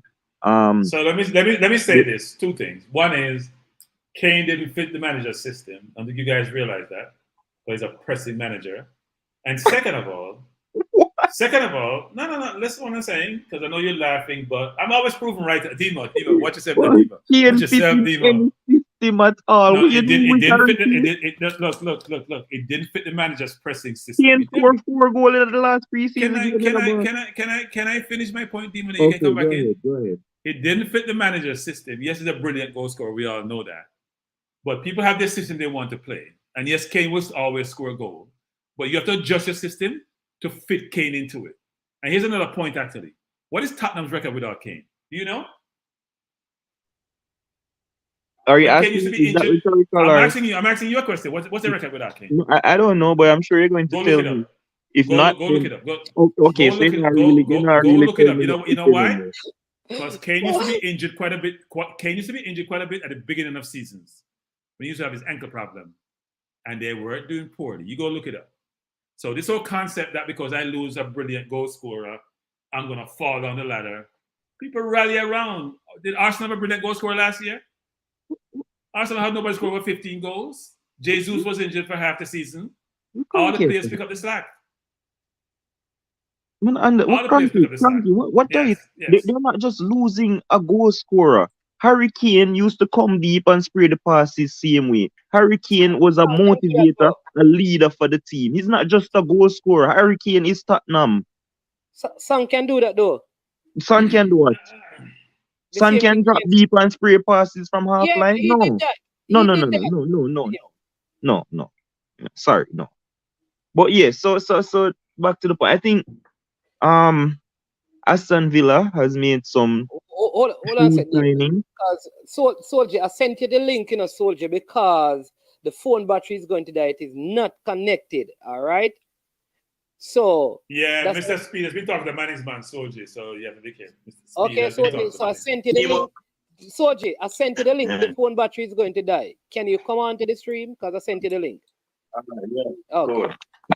So this is what I'm going in, because Yeah, so I think Aston Villa has made some shrewd signings. But but no, here's what I'm saying. Like, may I here's try what pick one. I don't know, may I have to go through them in no, my head. here's what I'm asking you. Here's what I'm Mhm. asking. Because City, and I want everybody to give me 1 being the lowest, 10 being the Mhm. highest. How would you rate up to this point Okay. City's transfer window? And you say 1 being the lowest, 10 being the highest. Yeah. Who City get again? Guardiol, Oh, they got Guarvidal they got the midfielder, and Kovacic, right? They lost but they Gundogan, lose Mahrez Mare, and Gundogan. yes. I'm going to give City's transfer window as 7. Cause you don't 7. really when you win the treble, you don't really need for other whole heap of pieces. But I'm going to give them a 7. All right. Marlon, how much would you give City? 5. Losing Maris and Gudagan. Those two will offer more than what Kovacic will offer. I think Guardiola coming into the team, I think City had a good have a good defense already. So he will just be another player for the defense. But losing those two players who are Premier League players, proven Premier League players, Kovacic is nowhere close to none of those two. So I give them a 5. Okay. All right. I'm cranky. I give them a 6.5, and the reason is because yes, they lost Mahrez and they lost Gundogan, but you have to remember Foden didn't play a ton, and Foden will easily replace Mahrez. The new centre half should help, and Kovacic is a very, very good player. You won't have somebody going in the box to score like Gundogan. So I give them a 6.5. I think they'll do well. They will continue to do well, and they'll continue to be the standard bearers. All right. What about you, Soldier? Well, City. Yeah, what should I give them? Well, we give them 5, as where Marlon said. Cranky bless up, Demo bless up yourself. Yeah. We give them 5. You know what I like about you, Soldier? No matter what time of the day you come onto the program, you have on shirt and tie. Yeah, man. All Well, right. I mean, look, some people sleep in a shirt and tie now. Some people sleep in a shirt and tie. I'm sleeping in a shirt and tie. Hey, wait. Because if you're in England at 12:40 in England, so if you have a shirt and tie at 12:40 in England, well, you're on TV. You're on TV anyway, so we understand. You're on TV. You're official. You're on TV, so a good thing. Yeah. Apollo, Cranky said Apollo the links can cover, but let's go to Arsenal. Let's start with Cranky because he's Arsenal. Because we're going to go through. How do you rate Arsenal transfer window? I give it an 8. And here's how I get my 8. I think Timber is a 12 out of 10. I think Havertz is a 7, and I give a 5 to. No, I'm saying Havertz is a 5, Rice a 7. I am. What about Ray? I said to Apollo because Apollo will give me a hard time. I'm not the biggest Rice fan. I'm not the biggest Havertz fan. I'm a huge Timber fan. I think we should have bought Kudos and Lafia. I don't think we should have bought Rice and Havertz, but that's another story. But I give us an 8 because we have losing Xhaka? Because you don't mention that they have lost one of the key pieces in their. Don't mention that to some Arsenal fan because they never rated Xhaka in the first place. I think what we have done is provide coverage for Partey. I think the coach believe he can utilize Rice and Havertz as an 8 to cover off for Xhaka. You'll get more defensive from Rice for Xhaka, not more offensively. You'll get more offensively for Havertz for Xhaka, not more defensively. So sort of balances out actually. But I think Timber is exceptional talent, and he's shown in preseason he can play maybe 7-8 positions on the field. Probably play everywhere except goalkeeper, frankly. You So know he what makes up for the window. biggest signing is this season, and then I'll go to Dima and Marlon. And so I think re-signing Saliba was the biggest signing, because remember he re-signed this summer because he was supposed to leave, so he is a signing as well. Right? Are you don't count? Yeah, but I mean, we re-signed Saka. We won't call he was our player. We re-signed Saka. We re-signed him. We re-signed Ramsdale. We re-signed a lot of people. So I wouldn't utilize that as the basis. I know everyone says that, but yeah, Marlon, what do you say about Arsenal's transfer window? Well, I think Rice, Timber, two signing. I don't think Arsenal need Havertz. I don't really, as a striker, as a winger, I don't really see adding that nothing different from what Jesus would have done Martinelli, right? He has played in the midfield some other times. So basically, as Cranky said, those two players, Timber, I think Timber and Declan Rice, you have two excellent CDM now. As I said, you're basically we lose all the rashness of Saka of Saka in the midfield. So, but I basically give them an 8. 8. Okay, Dima, how do you rate Arsenal's window? Yeah, I give them a 7. 7 out of 10. Why am I not surprised? Why am I not surprised? That's a Liverpool fan who the only believe that his team can have big windows will give us a 7. Eh? But most people want to give us. Everybody else give them pick and no like why my pick up get scrutinized like this? Well, I mean, some people are haters, so that's why I have to comment on their pick. I think Timber is an excellent signing. Big. I think that Declan Rice is an excellent signing, but otherwise, I mean, Raya on loan. I don't know how much he's going to play with Ramsdale and this. Wait! I didn't mention Raya actually. I forgot about Raya. Yeah. I probably should increase to 8.5. I forgot we have a world-class goalkeeper, which no other team in the Premier League has actually. By the way, you have 2 world-class goalkeepers. So I forgot about it. It's 8.5. Thank you for that mention, Demo. Thank you, Demo. After that nonsense, but I just don't get the Havertz signing. I don't think that you have a striker for competing in the league right now, because Jesus is probably a 15 goal a season or something like that, and I think you're missing a striker. So I think that you'll struggle there in terms of having an out and out striker. All right, Soldier, what say you? How do you rate Arsenal's window? Well, the Arsenal window, I would say, the reason why we didn't give them an 8.5. The reason why, I don't like Arsenal, but the reason why, I hear the manager say something the other day there, where he said he make every player have to fight for them game. Because when I see by that keeper and so forth, real good keeper, and you have 2 world-class keeper, and you have players that have to fight for their game. Nobody sure of them spot. And each player can match each player. So I give him credit on that one. But I still think my manager have the best buy. We're gonna get to Manchester United, because that's where we're going to go, because they were 3rd. So I'm going to start with Marlon, with the Manchester United fan. Marlon, how do you rate? Tell us about your signing, that your incoming, outgoing, and how do you rate your window at Manchester United up to today? Well, Maguire still is outside for him to go. So, I give him 7 still. I think losing Dyer there are 2 different keepers, right? We all know that Dyer is one of the best reflex keeper in world football, right? And Nana is gonna be a problem for Manu, right? And he need to realize that he need to stay in the 18-yard box, right? he probably think that he's he's a new sweeper keeper, right? He's very good with the ball.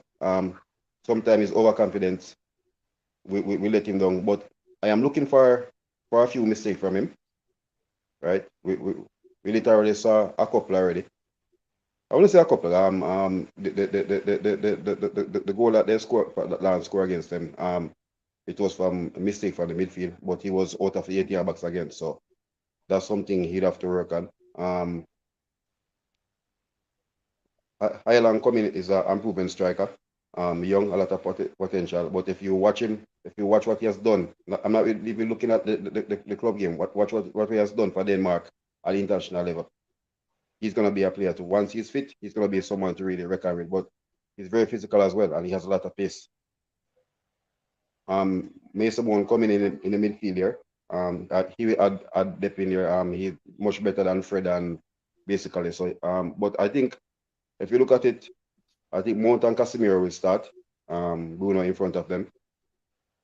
The outgoing, we're looking at Fred has gone. McTominay is still if and go if he's gonna go or not. But I think they need another defender. We need another attack. We need another backup striker as well. Somebody who can even pitch it with 8 or 10 goals. So I give them 7. All right, Demo, what do you say of Manchester United's window? 5.5. I think it's a horrible window so far. I mean, and most of that are because of Onana. They get Onana and that give them the 5 basically. But you said Mason Mount was a good signing for them today. Yeah, so that give them the 0.5. You know what? Put it to 6. Put it to 6 because the thing is, I think having an inexperienced goalkeeper in the league, so that's your back line right there. So and inexperienced forward in the league at the same time. It's kind of crazy. You can't have an inexperienced goalkeeper and an inexperienced striker. Huh? Hold on, make him talk, man. Make him talk, man. Yeah. What the question? What the question? My question? What do you mean by inexperienced goalkeeper? In the league, as in he's never played in the Premier League before. Just like when David De Gea just come and did find it hard for adapt. But David De Gea was young. Don't Demo.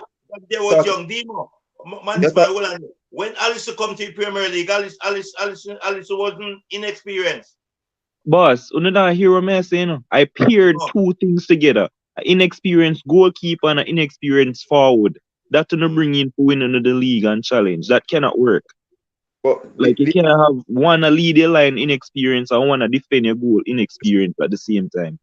We can talk about the striker, but nobody could go and say the league doesn't matter. It's easier for a goalkeeper to fit into a team than a striker.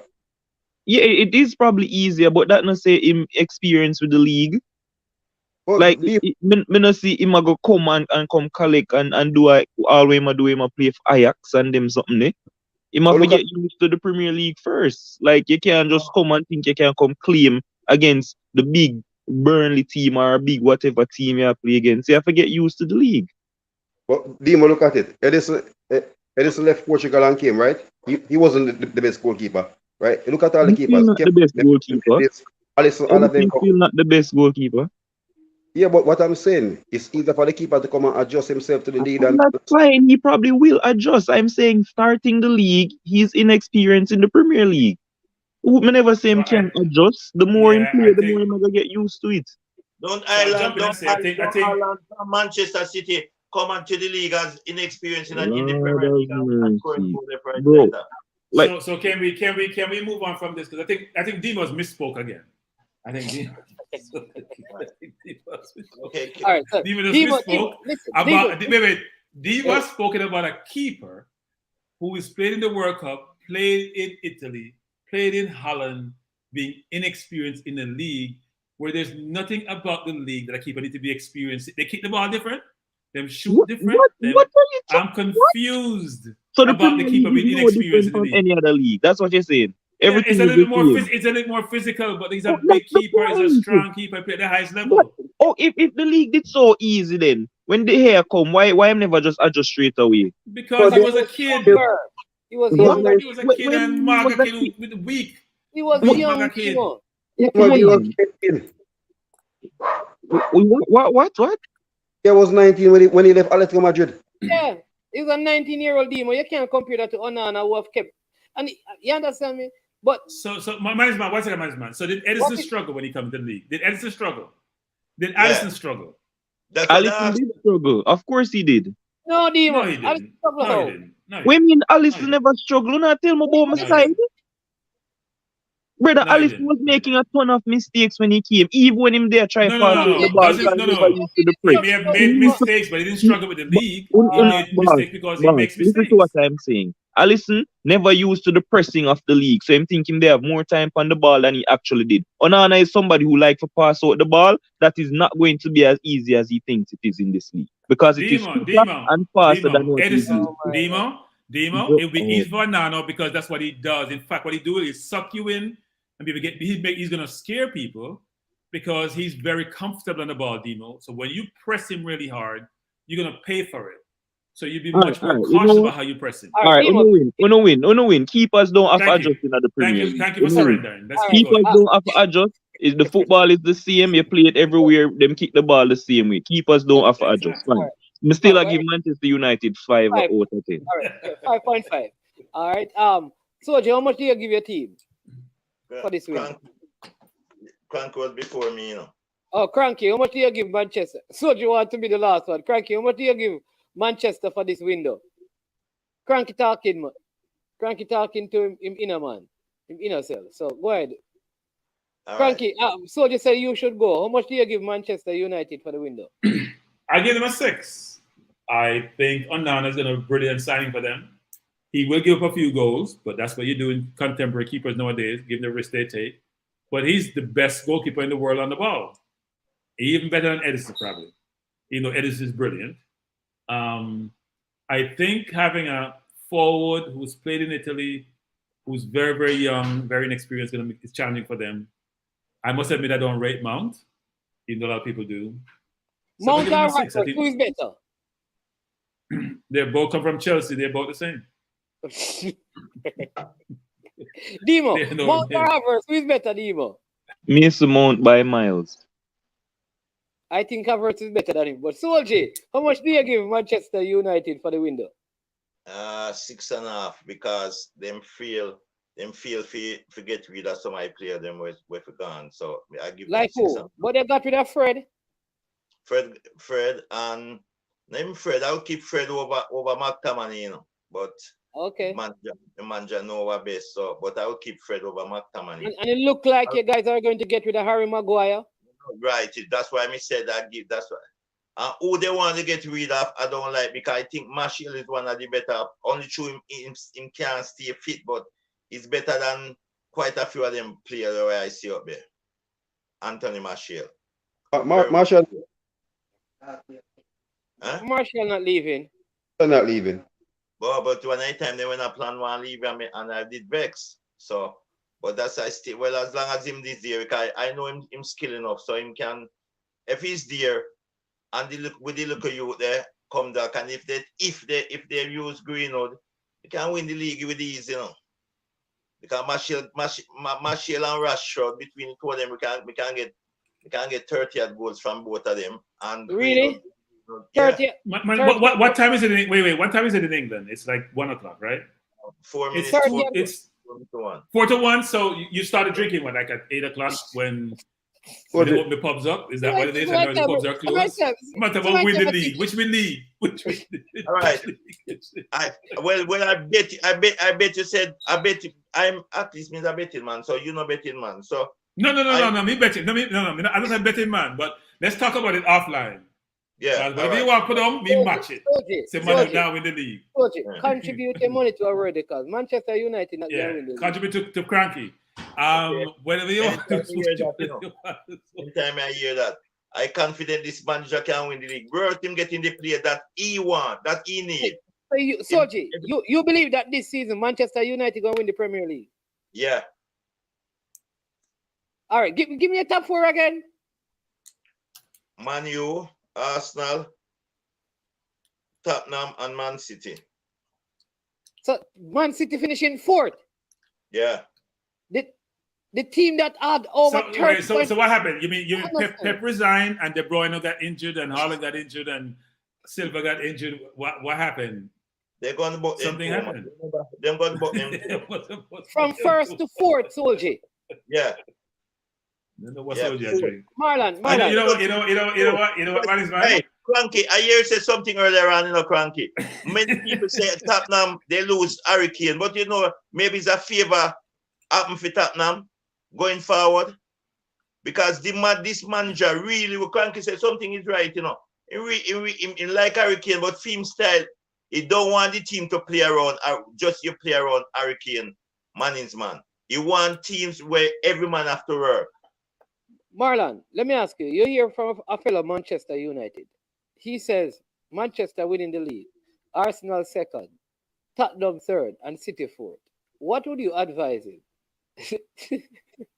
And Marlon, before you answer, Marlon, your credibility is at stake. Go ahead. Cranky, I was in the top four. That's fine. And I don't have a problem with that. I think City could be in trouble this season. Demo, you know that we're the biggest rival. That's the one team I don't like in England, and I think Liverpool and Arsenal we fight for that trophy this season.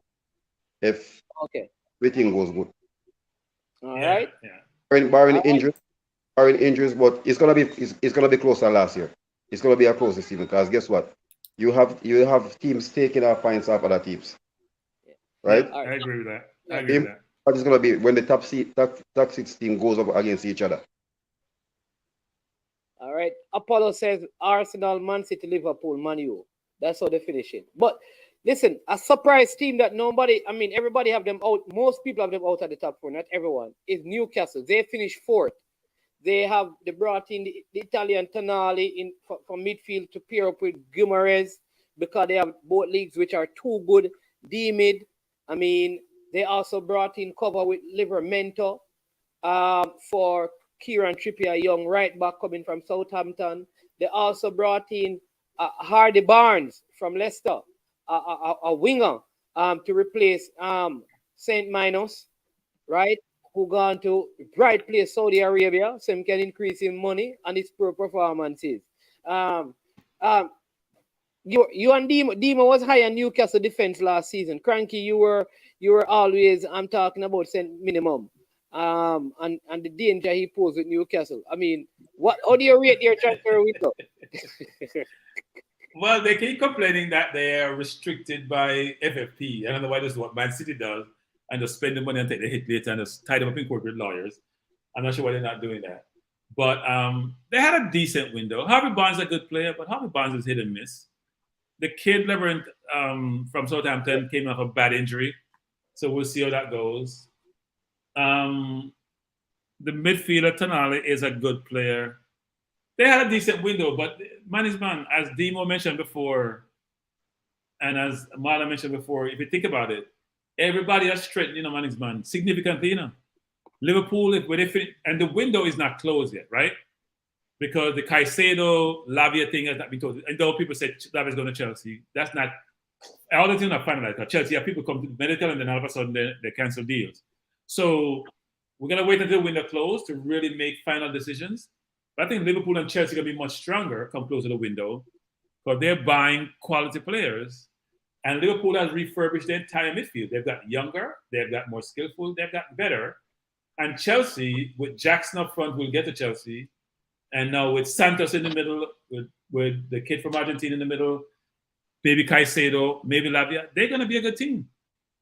So we're now saying that the window is final, but it's not final. But I do think Newcastle have done decent, but it's tougher this year, man. Liverpool is going to bounce back. Man U is a brilliant coach who's going to do really well. So I think Newcastle will not make the top four. Yeah. All right. Now we move to fifth place. That is Liverpool. Around 8 or 9. Oh, Demo. Sorry, I didn't get Demo. Demo, how do you rate Newcastle window? Your transfer window? Yeah. Maybe a 6 or a 7. Like I said, and Cranky just mentioned it. I don't think the signings are no big signings. I talk about Harvey Barnes today. Decent player, but not that much better than Saint Max. Um, Tonali. I don't think Italian players do the best in the Prem.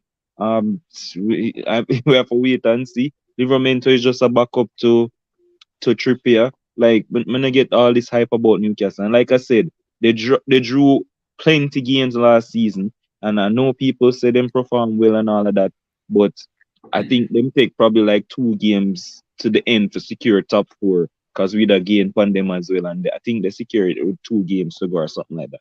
So But I don't think they'll manage this season with the Champions League and the league, and those signings are definitely not enough to do it. So about 6.5. They'll score more goals this season though, because Isak will have a will have had the experience, and he's a little bit injury prone, but I think he'll be better than he was last season. I think. but Cranky, I think that's where they're gonna struggle because Isaac has his injury issue, and we know that Wilson has his injury issue as well. If those two players go, you're stuck with Jacob Murphy up front and Harvey But he Barnes. rotate them, right? He's gonna rotate them, so hopefully they'll play less games than you would expect. I I'm said, gonna put And Joe then they have them. Linton, put back Joe Linton up forward. But they have But they have a Almiron. strong midfield. They have a strong midfield now. Gimares and Joe Linton in the midfield. yeah, And and with Willock. They have a Willock. strong midfield. Yeah, they have a strong midfield. No, the team that came up next was Liverpool, 5th place. I mean, their window, they got Jude Bellingham rejected Liverpool. Caicedo rejected Liverpool. I mean, they had double rejection in this window. Did anybody move to Liverpool in the window? For the sign, the name that they spell wrong, Salvatierra. And I think What? they had this. What? Who's that? What are you talking about? Who did you buy from Germany? What's this so much? Yeah. What's his name? Szoboszlai. The one that you spelled. No, but you spelled the name wrong on the shirt. That's why I can't get it right. You didn't Who see spelled the name wrong on the the shirt? Liverpool people. All right, I'm going to send it to you. They No, spelled but the name. you found that for one game. Oh, but they still play. That was a game Yeah, that but I have so, to so what see. about the game No, after that? no, I did not see the game after that. I Oh, saw so the you game never when see they the had one the wrong before that name. either. No, I Oh, only just saw the one when it's spelled wrong. I only saw the one where the name was spelled wrong. Okay, cool. All right, but tell us about the window demo. All right, so obviously we are work with right now. Everybody know about this Caicedo drama, so now I'll go back through that again. But for what we've gained so far, obviously the outgoings too much for talk about right now. It's like probably 8 or 9. A lot of senior players leaving, especially from midfield. Also, a lot of players who weren't really playing because of injuries. You know, the Naby Keitas and the Oxlade Chamberlains of the world, and those kind of people.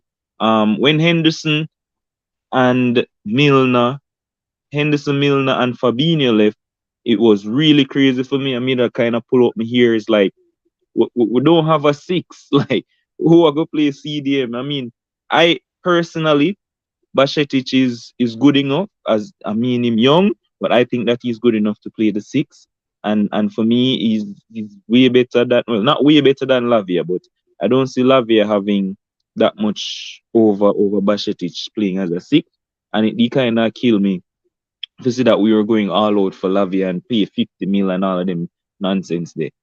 So I'm glad that we didn't push that move.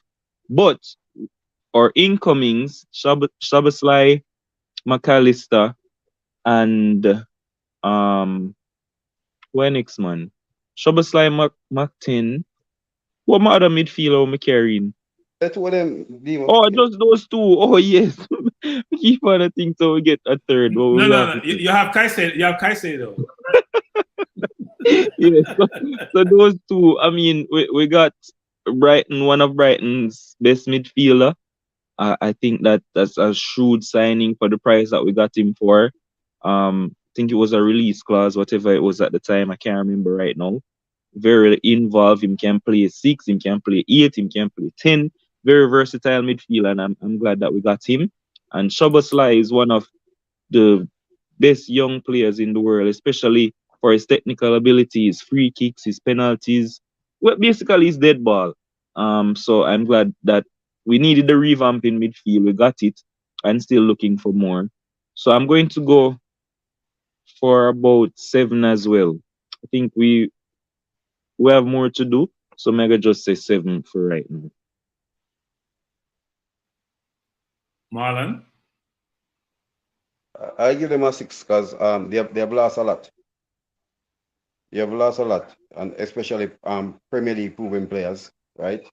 Miller legs for his age, right? Henderson, Fabinho, Keita was in and out because of injury. That's a lot you're losing out of your midfield, right? Firmino leaving out as well. Scored a hat trick today on his Saudi League debut. So you're losing a lot. I think they need somebody else in the middle. And as I said, Lavia, any of them, Besisic is not a bad player, but can he play the full season with champion with Europe, with playing in Europe as well? That's my thing. So I give them a 6. Soji? Yeah, I give them a 5. I give them a 5 because they, as well as Marlon said, they lose so much players and they don't replace them. And remember, if one player injured, they're going to struggle. Guys, they don't replace. No. Saying Dima, we had your view already, Dima. We had your view. No, but I just want to interject for a minute because okay. we're not say things kind of out of context. Like when I say we lose a lot, we were losing players who weren't playing. Oxley Chamberlain never play because I'm injured. Naby Keita never play because I'm injured. Milner never play because I'm too old. Henderson and Fabinho are the only key players that we lost. So we lose 2 and we get back 2. Yeah, but who used to come off of the bench to replace some of those players? What do you mean? Milner. Right. So but he's another year older now. With the man who 45 years old, Milner going is not a major issue for Liverpool right now. Not Milner alone. Come on, Chamberlain used to come, Keita used to come on and play a lot of games. But Keita is always hurt. Him and Ox. That's what I say. We lose play right now. Naby Keita, they are vertebrae man him injured. Like the man is like, we don't understand what the man make out of paper, boss. So we have Thiago. He's injury prone as well. But Curtis Jones slotted in the midfield pretty well this season. So we have people for come off of the bench and Bacetic. Jones has looked very good looked very well in preseason as well. Exactly. Standard for them. I will. When you come out all this preseason, I don't really take those games for anything, because when you come to the league, it's total different thing, I see Man U give Liverpool 4 in a preseason and Liverpool come give Man U 7. So I don't look at preseason as nothing at all. Preseason just come like when you're playing some practice game for me. That's how I look at the football. Preseason different people have different views on preseason, right? I think preseason is important to get fit and also to figure out what your strategy you want to employ going forward. Mm-hmm. So I would say for Liverpool, it's a 6.5. They have lost a lot of experience between the 2 that went to Saudi Arabia. They've lost Milner, who was very, very experienced and multifaceted. But they have brought in quality, right? As Dimo alluded to, McAllister can play the 8 or the 6, and he can play the 10, but Liverpool doesn't really use that 10. I mean, he can play the 8 or the 10, not the 6. But Liverpool doesn't really use that 10, actually. So he's probably going to play the 8 or just play like how Man City play. Just play one of the wide midfielders. I think people are underrating Lavia, actually, because I watched Lavia play a bit. I see him come to the Emirates and run through a midfield like we're there. The kid can take the ball and dribble the ball and move with the ball and dip his shoulder and loop people, along with making a pass, along with putting a tackle. He's a very, very good player. And if you watch him over a period of time, you'll see that's why people want to pay 50 mil for him. That's why Man City has a buyback clause in his contract, so they know his ability. So I think he'll be a good buy for Liverpool, and Liverpool should probably try to, if Chelsea hasn't bought him already, to try to get him, because I think it would help them. I think Liverpool is stacked up front, so they don't need any front player. You can allude to the 6 that Dimo alluded to earlier. But I still think on the right side of their defense, they're weak. Trent can't defend himself. I think Van Dijk on the left side is slowing down. So they will need to shore up that defense. But I think if they add 1 or 2 more midfielders, they should be in a good spot. The young kids like Elliott and Jones are good players. So, and they'll only get better over time. They only need experience. So Liverpool will bounce back this year and compete, but I still think they'll be a little bit short for the title. I think it's a 2-horse race with Liverpool and Man U fighting off a third. So let's go to another team actually. Let's go to Tottenham actually. We have gone to the top 4 already. But you know what? Yeah, let's go to Tottenham. Marlon?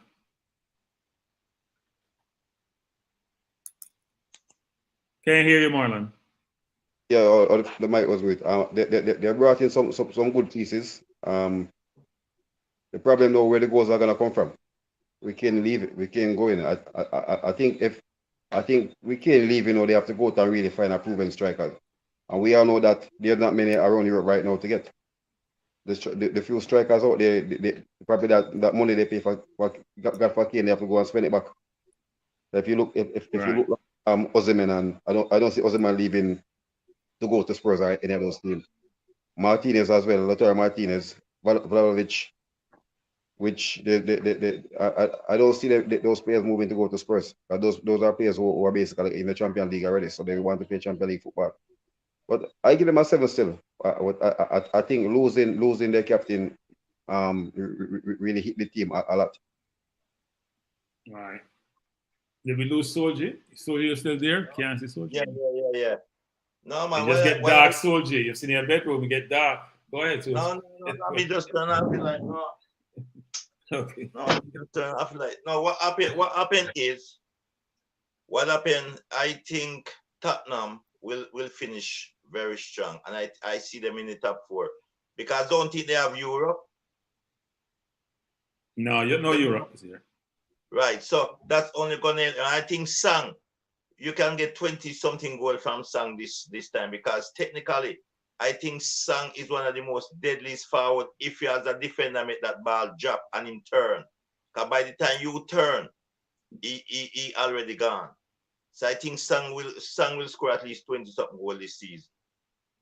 And this man, I watch him. I follow this manager from he was at Celtic. And I see things that he done. A lot of person don't know much about him, but as I think they will finish in the top 4. Okay. Demo? Yeah, obviously losing Kane take off a massive chunk of points for them window. Like I say, Kane is Spurs, and I think that's a massive downgrade for have Richarlison play a 9. But they brought in really good players in terms of Madison and Udogi, if I say pronounce his name.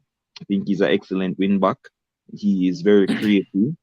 So I'm looking forward to seeing him play, and I'm looking forward to seeing Madison also play. So I mean, I don't see, like, Son was horrible last season. Him even come out and mention him there struggle with some form of illness or injury or whatever it was. He came out and mentioned that. And yeah, broken jaw. What? Broken jaw. No, man, not that. I think him they have some other thing happen, and I don't think that he's going to be right up to speed as soon as the league commence for Spurs and stuff. So he's going to be a big part in my Madison, but I think that them now make it to the top 4 or even the top 6. So I'm going to give them a 6.5 to a 7.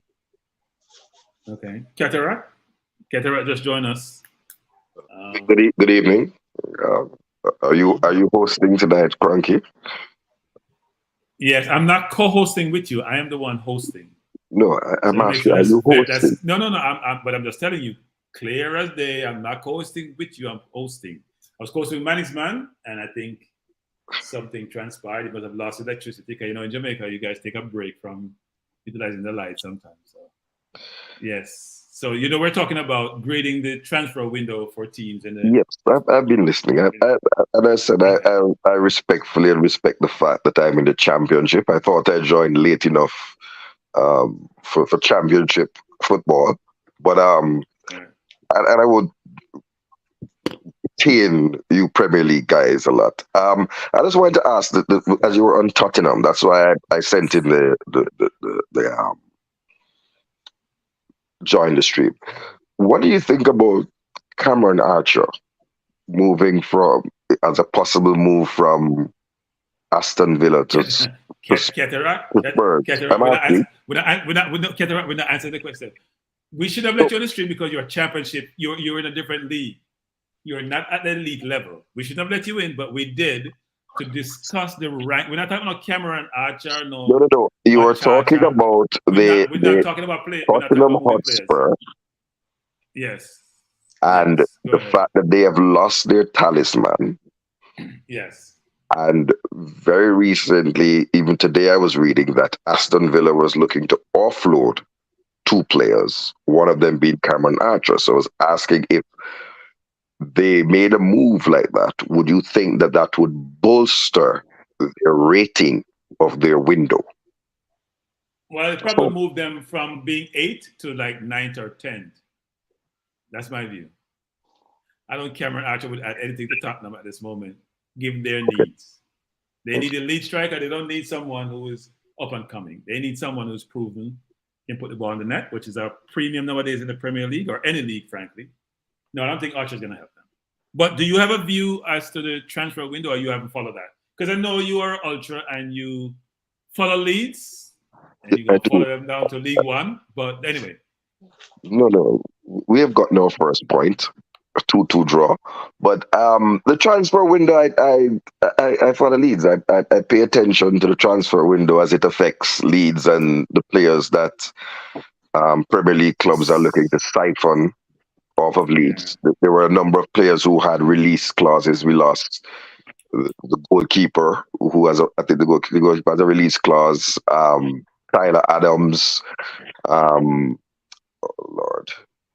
The other US-based central midfielder who came across on loan. So you don't even know your own team? And No. Should you go back in the comment section and just observe? He's gone, and I'm saying to you familiar with the transfer window?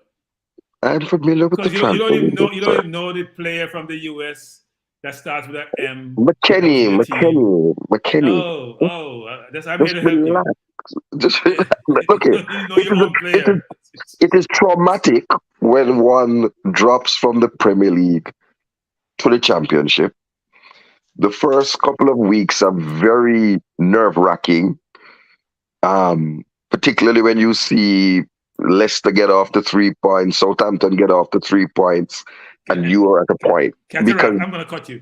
Cataract, I'm going to cut you. Yes, I'm going to probably send you back to the comment section. If you have nothing to contribute to this conversation, we're not talking about Leeds. We're talking about Premier. They're not in the Premier League. We're talking about big boy football. So you're not a big boy. You can some of you big boys seem to be. Some of you big boys. Some of you big boys seem to be trying to, and rightfully so, taking players from the Championship. So don't be dismissive of the Championship. That's the last comment on the Championship. So if you don't have a contribute to what we're doing here, you're gone. So let me say this. Do you have any view on Tottenham's transfer window? How you rate it? Have you followed it? They need to replace their talisman striker. And until then, you would have to rate it as almost a 3. Because the pieces that they add won't fill the points gap that will be left by Harry Kane's goals. Harry Kane not only scores a significant number of goals, but he generally scores goals that lead to a result, a draw, or turn a draw into a win.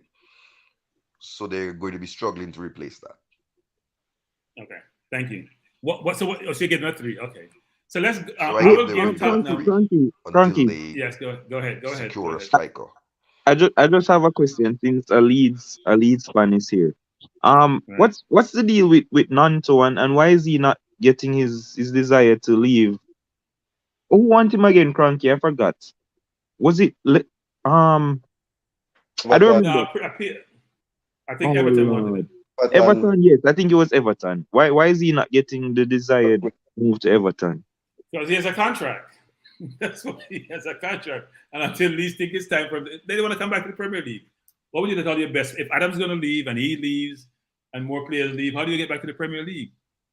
So he has a contract. He needs to be obligated to the contract. If they don't want to let him leave, they shouldn't let him leave. Cranky. A lot of players with contracts leave and put in transfer. I understand, but the team has to agree with that decision, right? But Demo, look at it, Demo. If you look at the three teams that right now, right? You look at Southampton, right? Southampton. If Southampton use one person as gone, right? Lavia gonna leave, right? Leverminto gone, right? They're weaker in the team to come back to the Premier League. Look, Leeds wasn't the best team last year, and remember, championship, anybody beat anybody down there, right?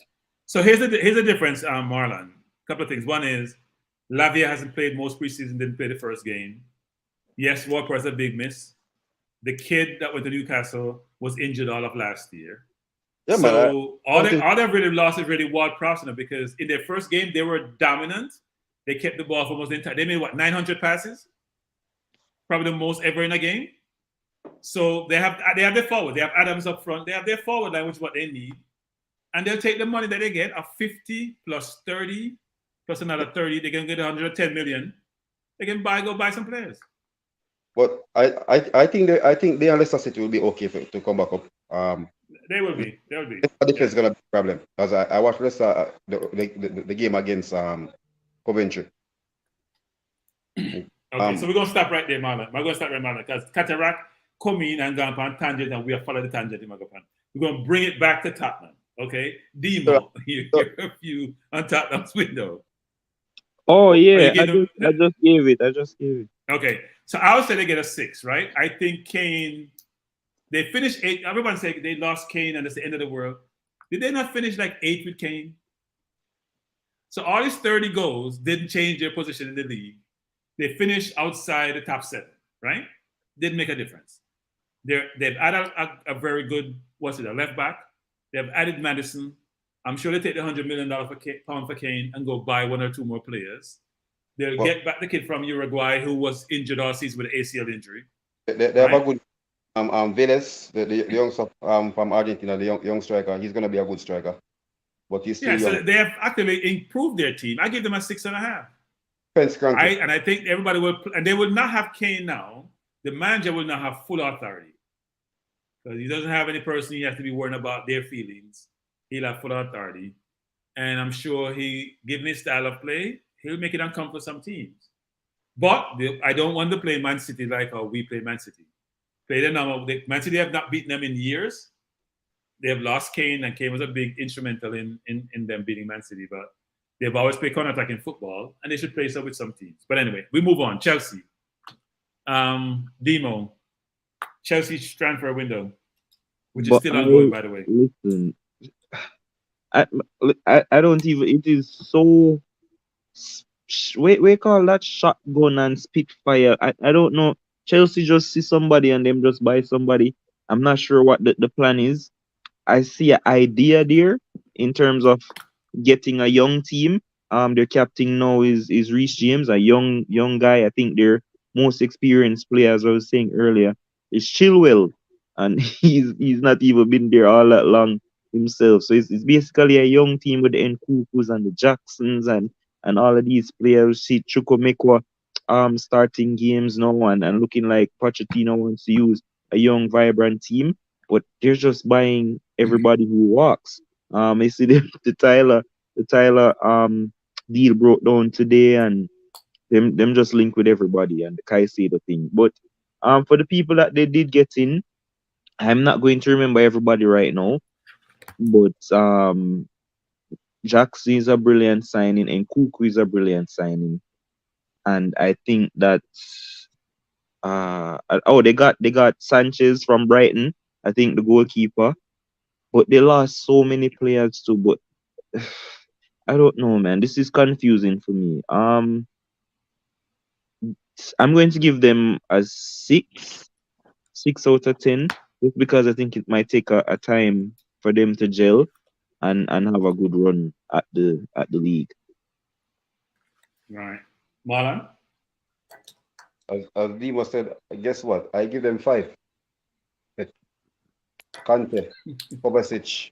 Look at the players that are coming. Look at the players that are going. Right, and the players' experience. Kovacic, Kante, right? Koulibaly didn't do nothing for 1 season, right? He came there. You lose the captain. Mendes is gone. So they brought in the whole total lever, but they have literally lost more. I think if you look at them still, I think they might have the youngest team now. I think they have averages of around 23. No, it's still Arsenal. Still Arsenal, by the way. Yeah, I think they'll be they're Arsenal. But if you look at it, Nkunku probably over 3 or 4 months, right? Jackson hasn't proven himself yet, right? Has played more game than the striker that we spend a lot of money for, but he's still learning. Not really an established striker. So I think last season they were struggling to score goal.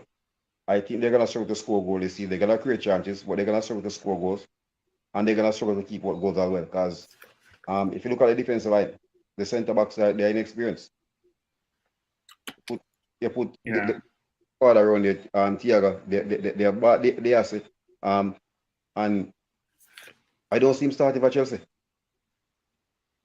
I don't see him starting. I think Cowell will start for Chelsea, right? The young defender that got promoted from the academy, Humphries, is a very good talent. It could be a breakthrough scene for him as well. I see them struggling. I see them struggling to be in the top 6. They have the young players out there, the Santos and Fernandez and these players here. But I think the Premier League experience is not there. Yeah. I give okay. What's the score? What's the rating you gave them? 5, because the incomings doesn't make up for the outgoings. Okay. Soji?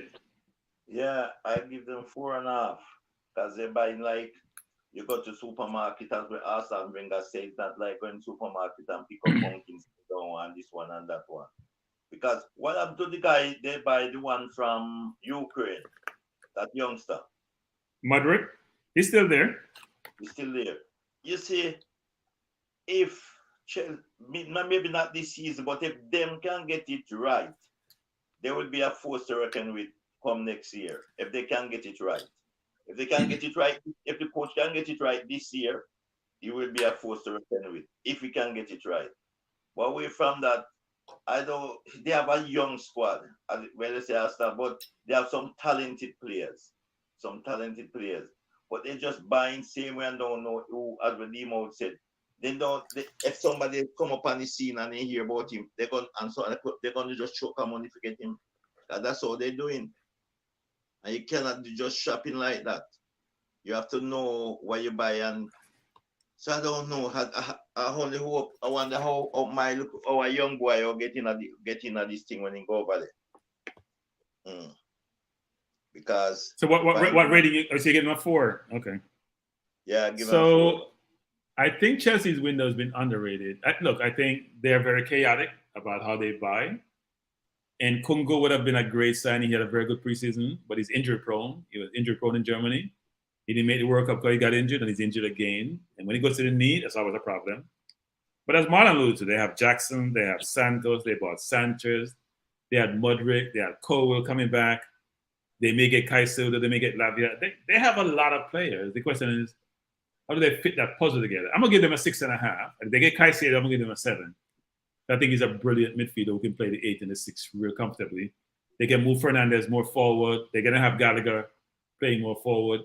They have a lot of good players, but they're young, inexperienced. And it will take a while to blend, but as Soji mentioned, they have a lot of talent in that team. And we have mentioned people like Sterling, or maybe even Borja up front. They have a lot of talent. The question is, what 25 does he pick? And how does he align them? And how does he get them to be cohesive and blend quickly? But I'm going to give them a 6.5. And I said, Caicedo, John, I think a 7 because talent matters. And the one thing Poch does really well is coach young people. He presses, he works them really hard. So they're going to be fit, a lot of legs, a lot of skill. They're going to be a dangerous team. Dangerous team. So I don't think we should underestimate Chelsea. Next is Brighton. Dima, how you view Brighton's window? Ooh, wow. Losing some key players, but I mean, they lost McAllister, losing Caicedo.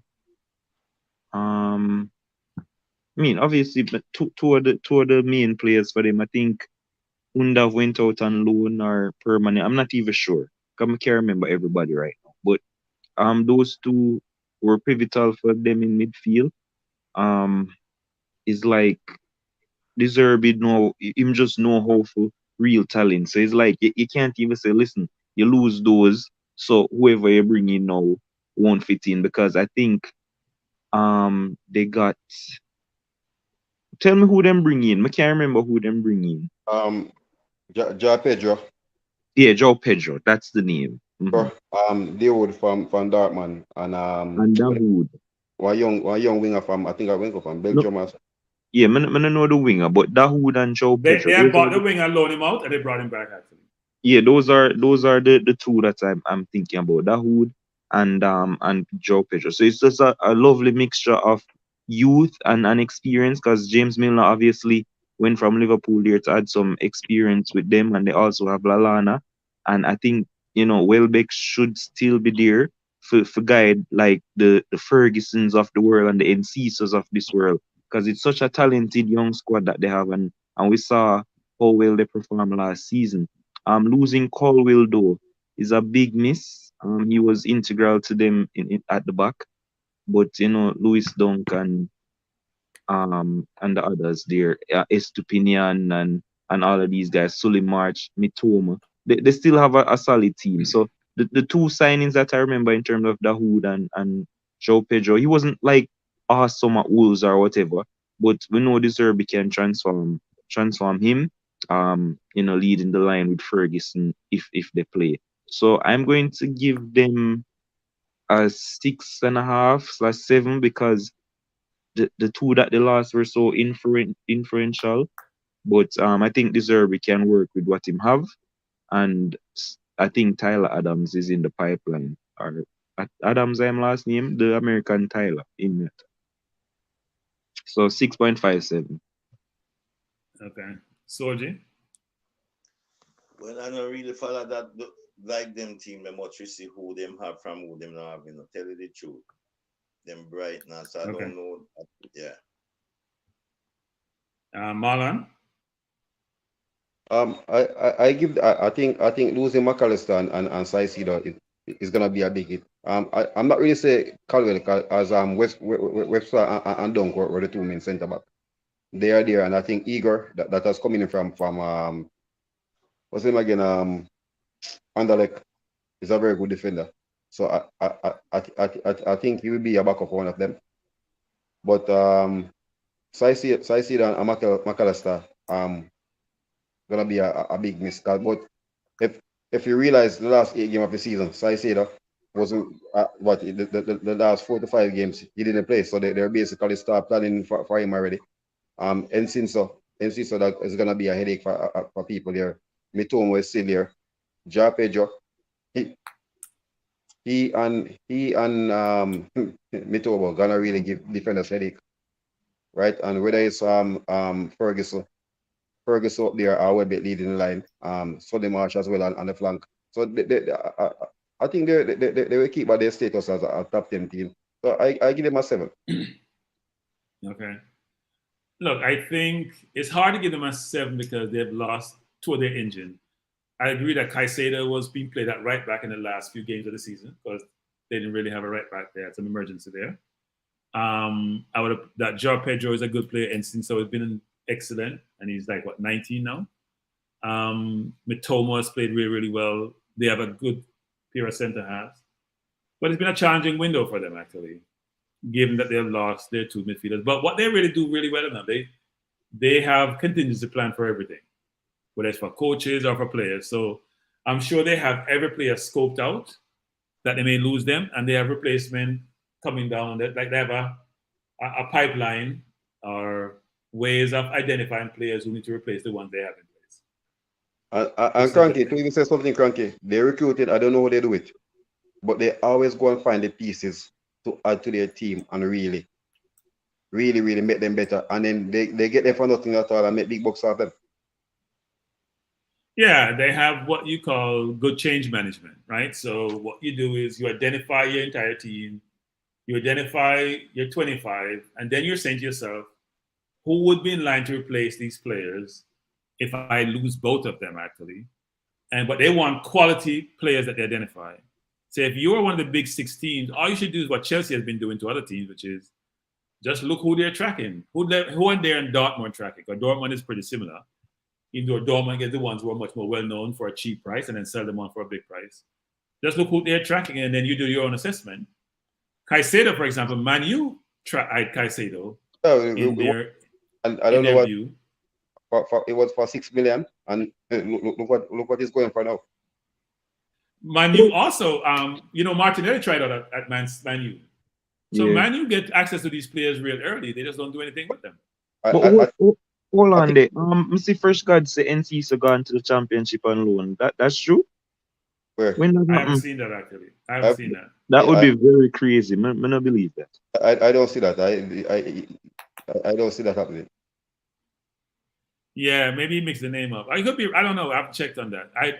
He played brilliantly last year, especially in the last part of the season. So that would be surprising, especially given they don't have the potency up front. Yeah, they're not the most potent up front.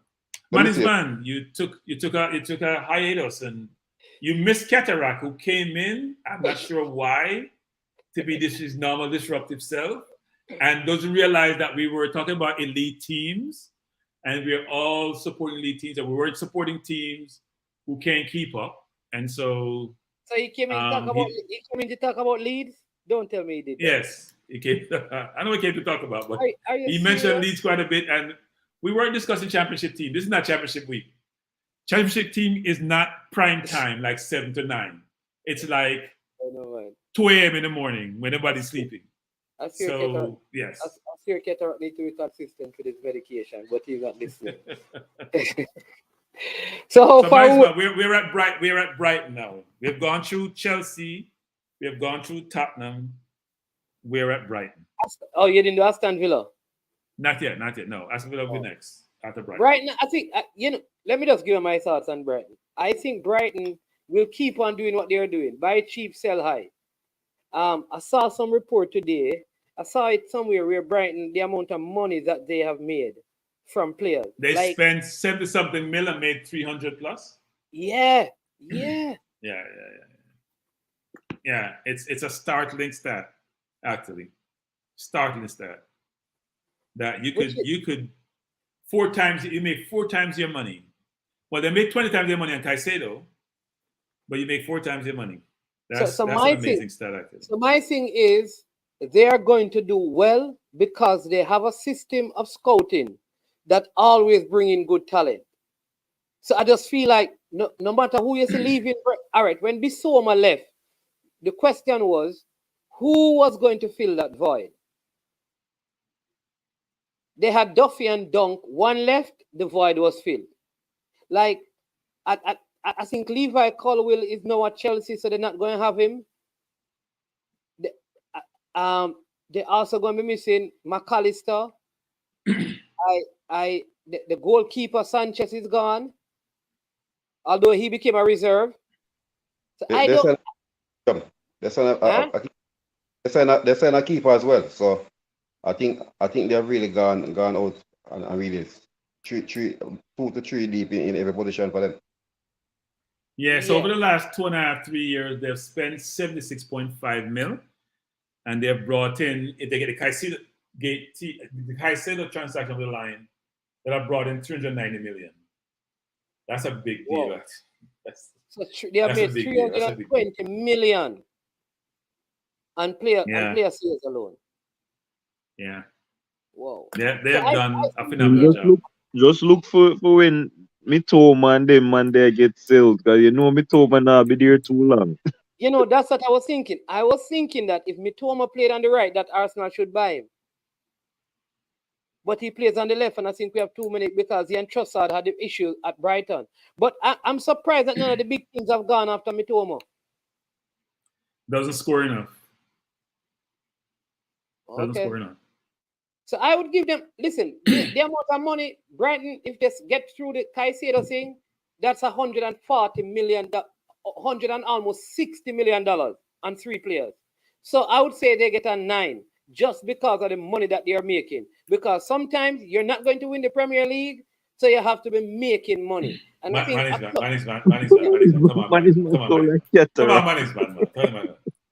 on, man, your eyes get closed by money too much. What have you lost and what have you added? You just I just think about the money. No, if you don't reinvest the money, your window is poor. You know what's funny? The teams that try to reinvest to win end up like Southampton. What you have to do is be like Brighton. Keep on finding some players in South America for a little bit of money.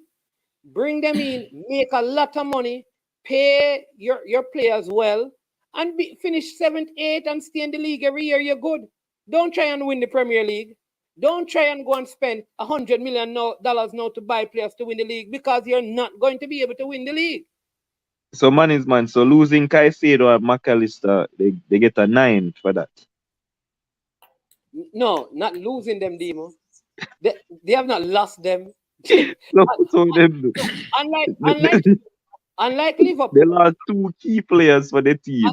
All right, Demo. If you go by that, you're gonna lose out on this, because Liverpool have lost more players than Brighton.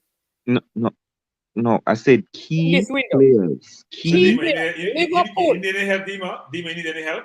No, me don't need no help. Man is a booking too. Book my toe. Isn't Fabinho a key player? No. Fabinho was not a key player at Liverpool. Fabinho got old and past his best. I never asked you if he got old. Was Fabinho a key player at Liverpool? No. Not last season. That's why Bashetti take him game. Was Henderson a key player? Sometimes, yes. And he was our captain, so yeah. Was Milner a key player? No, not at all. So who are the key players? You're straight from the point. All I am saying is you cannot give a team a 9 out of 10 when them lose 2 of them key players in the season and then bring in James Milner, Dahoud, and João Pedro.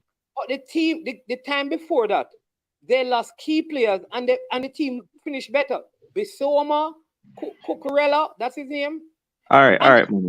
All I'm saying is that they have given key players away or sold them, and the team finished higher. So what would change this time around? That's what I want to ask you and Cranky. Mannings, man, I hate to say this because I don't normally do this, but you've made Dima get correct. He's been doing so poorly with his illogical perspective, and all of a sudden you put him in good light in front of an audience. That's a bad thing. First of all, Mannings, man, you think that Fabinho hasn't played well over the last year. Milner is on his last legs. And even Henderson probably wasn't guaranteed to play every game. That's why we probably left actually. And they brought in, I don't want to produce the kid. Look at him lie. No. Navigator never played. He was in the room where the hospital. He spent a lot of time there. He wasn't on the field. And Ox has also spent a lot of time in the hospital. Firmino was a bench player who, as Dima mentioned, his top 6.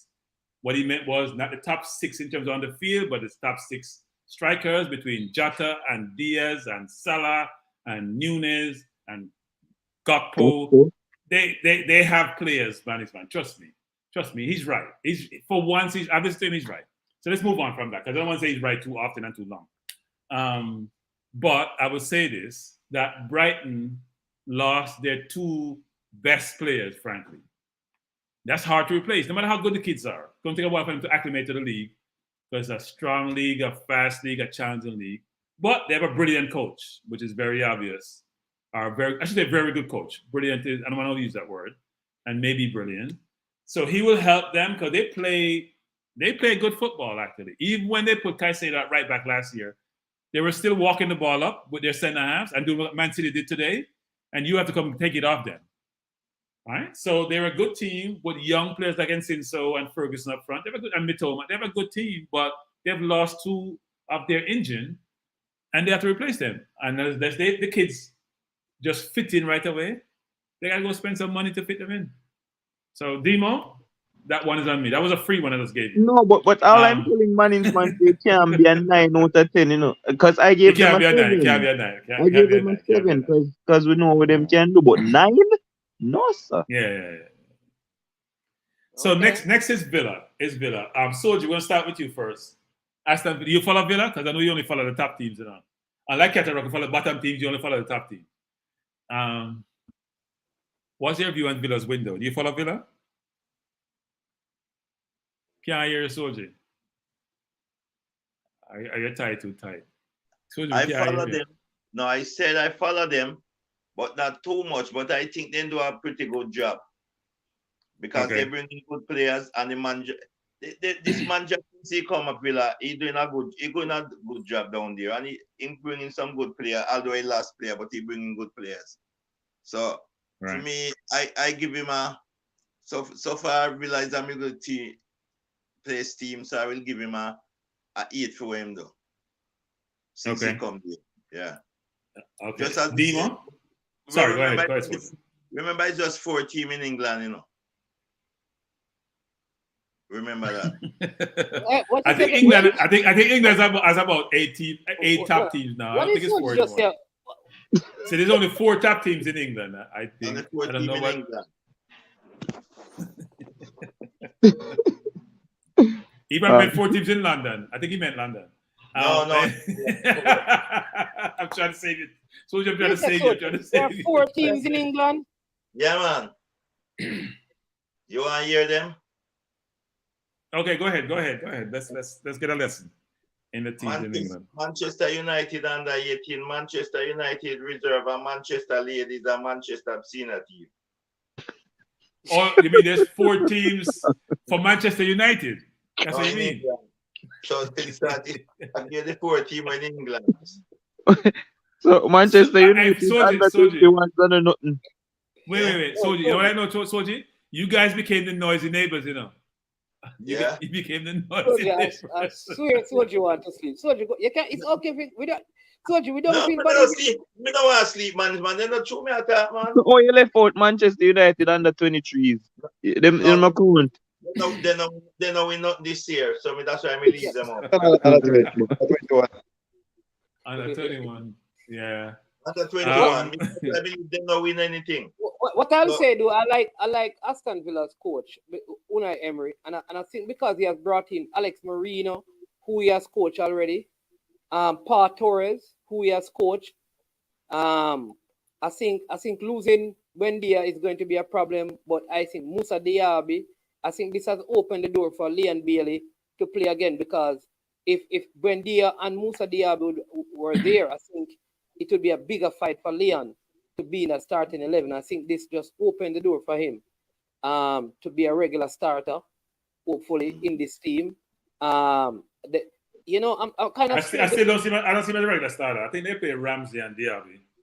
I'm not sure. I think they're gonna play Ramsey out on the left. He used Diaby in the center, though, you know. Since he does. Even the last game they played, both of them were playing, but one was right and left, and they interchange. Diaby was on the left and didn't look good, then they come back on the right hand side. Yeah. But, which is what I think. Bailey going to play on the left because Diaby can't play on the left. That is the thing, you know. So Bailey, I don't know, but that is my thing. Them play Diaby behind the striker. Okay. Both of them. That's all. Both of them, Demo. Both of them were playing for Watkins. Oh, Bailey too? He has a very unique formation. You know? He doesn't have the traditional formation that is now employed, right? Because he plays his team pretty high up the field too. He's been trying to do some of the same things that Arteta and Pep has been doing. Yeah, because he's narrowing the field, and he doesn't have the defenders to actually play that game. But Cranky, to even add to it, Cranky, last season he was playing 4-4-2. What he has done right now, he has I don't even know what to name the formation. Is that a 4-2? Exactly. And it's not 4-4. It's a unique formation because he had Ramsey was a midfielder on the left sometime last year. And Ramsey's not a winger, but he was playing almost out wide, but not totally out wide. So it's almost like he brought his two players in with the forward.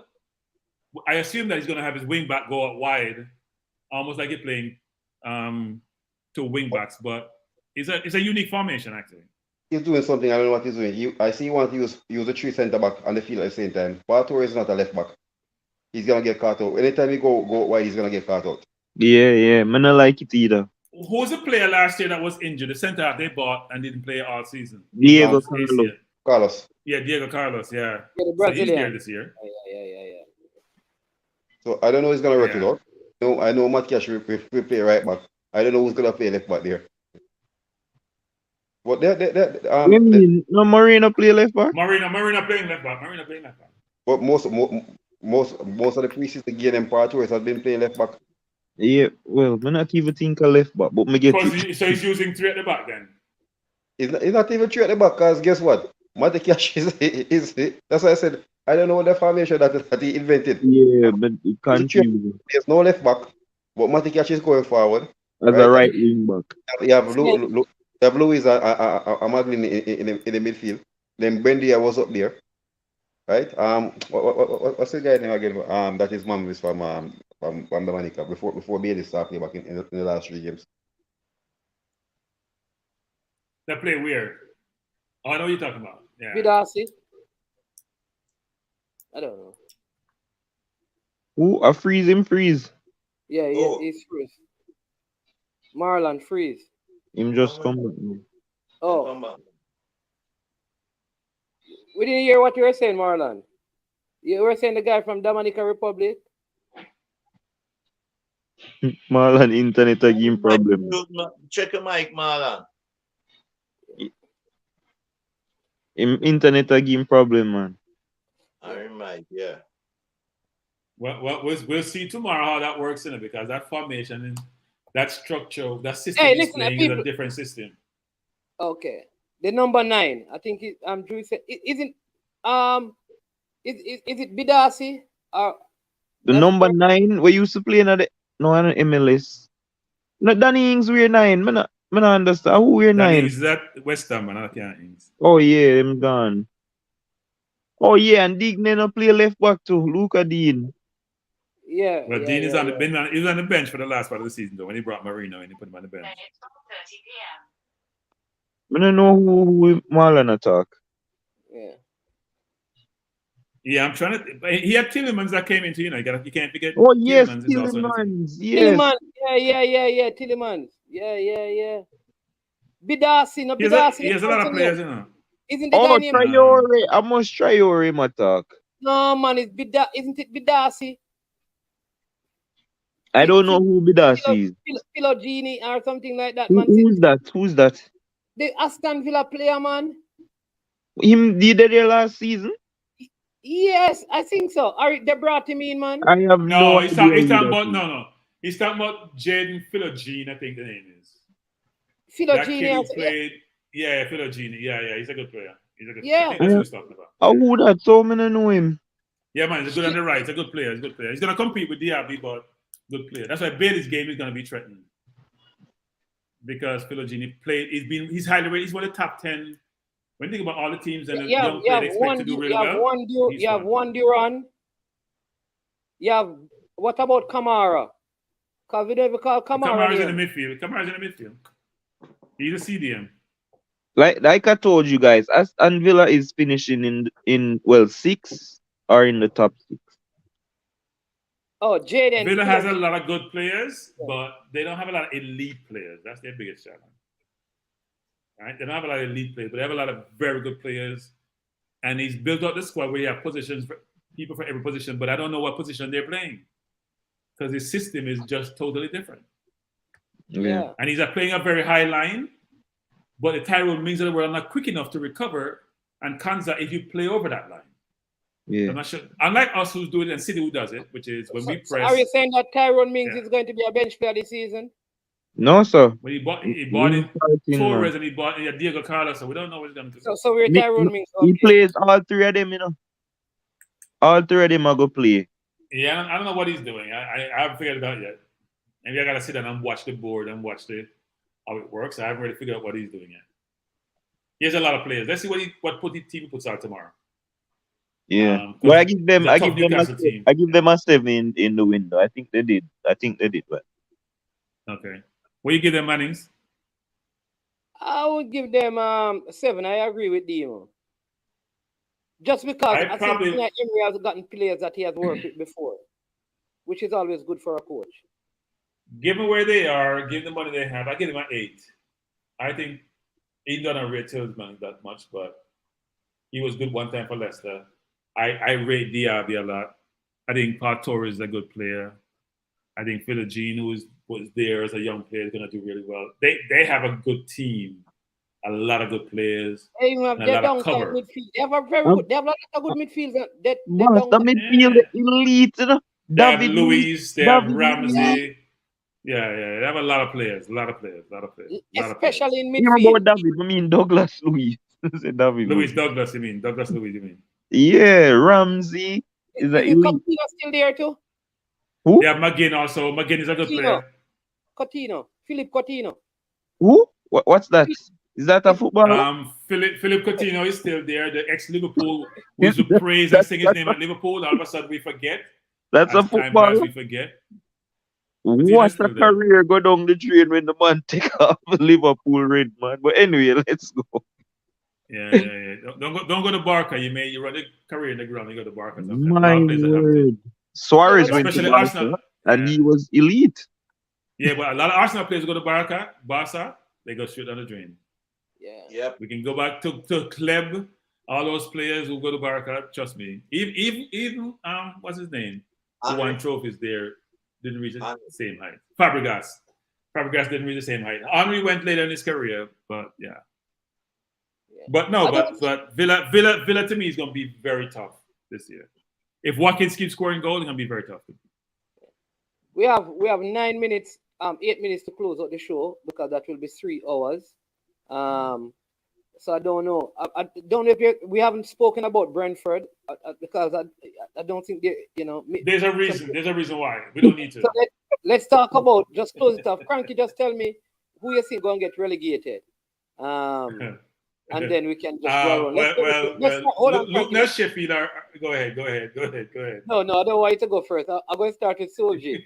So Soji, take 2 minutes and give us, four teams that you think going to be in the relegation. Luton, Sheffield, and Luton, Sheffield. Me certain.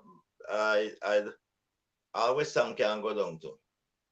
Because they might buy foolishness, so Harry Maguire foolishness, the captain for Manchester United, and I'm Burnley. So the 3 promoted team are going back down. Yeah, Burnley. You saw how Burnley played today. If they had a striker, they would have probably gotten 2 goals against. Okay, yeah. All right. Yeah, we may say you say them play all the match end up.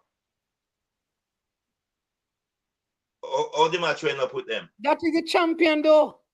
Yeah, but it doesn't matter. As me say, they don't get not even a point. They lose all 3 points. All right. Those are your pick. All right, let me see. Demo. Yeah.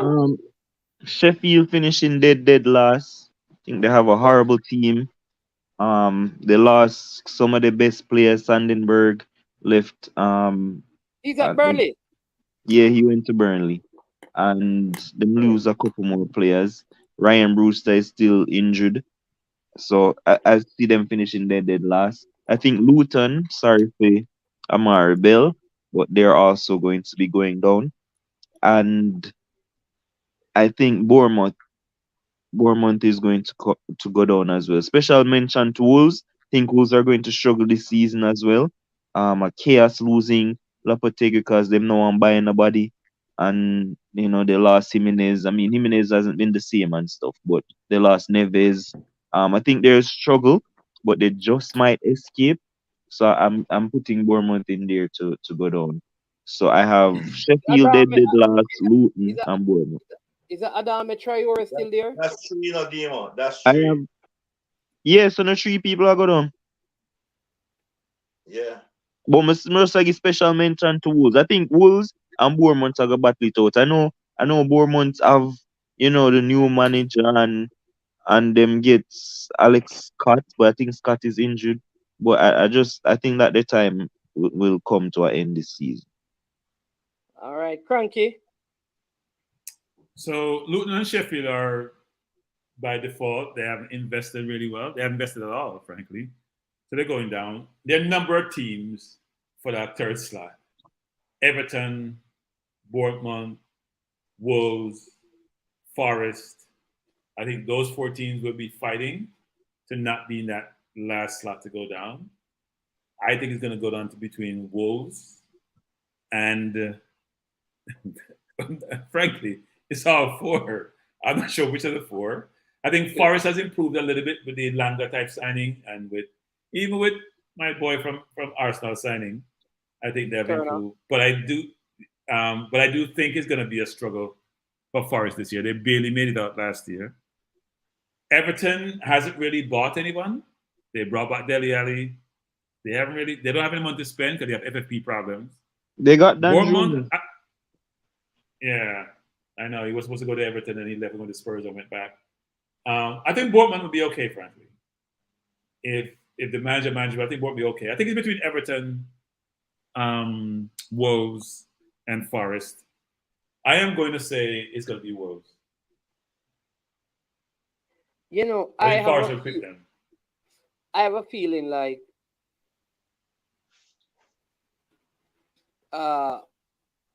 Burnley not going to get relegated. Okay. So I am going to pick Luton in their summer because they made some addition to their stadium. I think they're going to give us a Brentford start to the season. That is going to help them because they have a small size pitch at their ground. And that is going to keep them in the league. So that means I think Wolves are going to go down. And I think either Everton or Bournemouth going down as well. Is it Luton won't go down? No, I think Luton going to be in the battle, but they're going to manage to escape. I just feel like Everton has been lucky for too long and nothing has changed. I just feel like it's time now. They have been escaping for the last couple of seasons. Yeah, and Dwight McNeil is out for the first 4 weeks, I think. But they have a manager, who knows how to manage with adversity. That's what Sam Dyche does really well. He knows how to manage on a difficult circumstances. Dyche ain't going down, boss. Dyche not going down. I mean, he has a decent midfield now between Goey and Onana and Dakor. Calvert-Lewin coming back. Lewin is always injured. He can't depend on. He's always injured. Demari Gray, who might be to Fulham. They're losing Demari Gray. That is the issue, and they're losing Dwight McNeil for a couple of weeks. They're going to be in problems, man. Mm-hmm. Yeah, they'll be fine. They'll survive. I hate to say it, but they'll survive. Again. Yeah. Just because of the Sean Dyche factor. I mean, even the backline at Pickford, Tarkowski, Keane, the backline of that horrible leader, No, they have a halfway decent team. They got rid of a few players. They probably called baggages. So now it's gonna be tough for them because they haven't really supplemented their team really, really well because of FFP challenges. But Wolves have managed a problem. They lost players like Neves. They're not in the place. Wait, just say them find Everton for FFP problems? No, so they have FFP problems. And so they find them. I think the Premier League is looking into what they have done because they're under some watch. They're under watch. And Chelsea's under investigation. Isn't Chelsea under investigation? No, but Chelsea self-reported. Yeah, they are. They are being reviewed.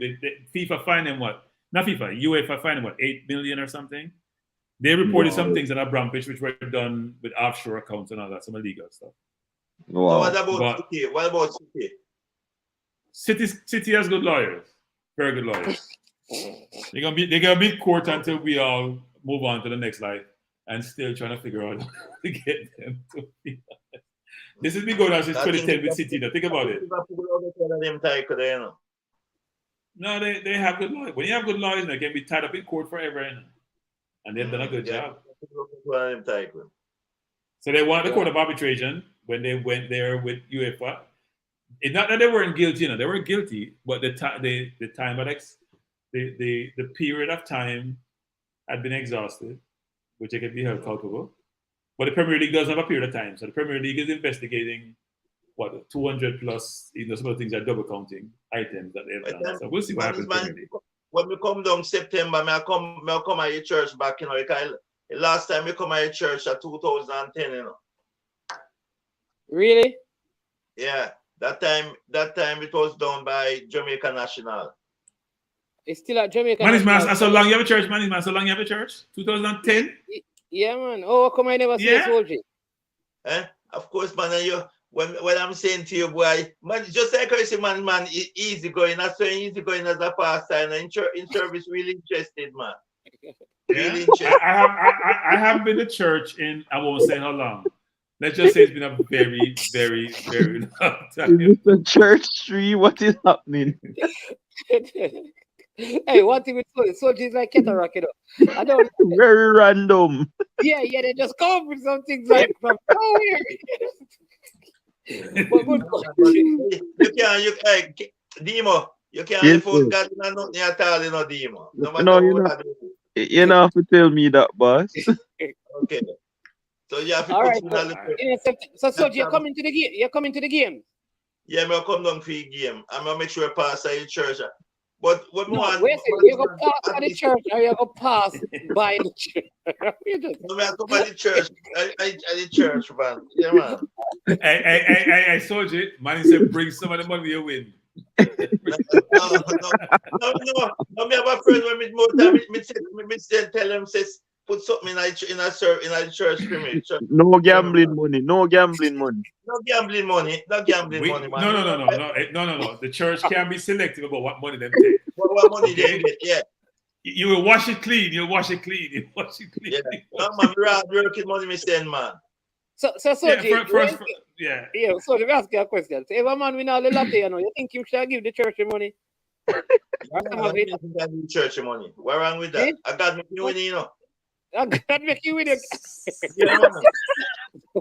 But that's don't make man tricky, That's not the question he must ask. How is that different from wait, how is that different from any other gambling then?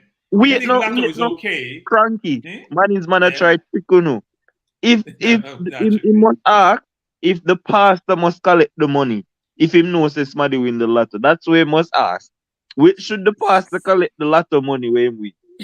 No, but people don't come and tell the pastors where them getting the money. No, but if you see them win it on the TV, would you collect the money?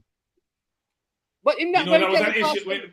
Yes, that happened in real life. There was a lady who won over 100 million. I think it's in Virginia, and I promised something to the church. It was a big issue around that. I don't know all the particulars, but you do have those situations where if you're in the church, exactly. I think you should contribute to the cause. A man with 6 million.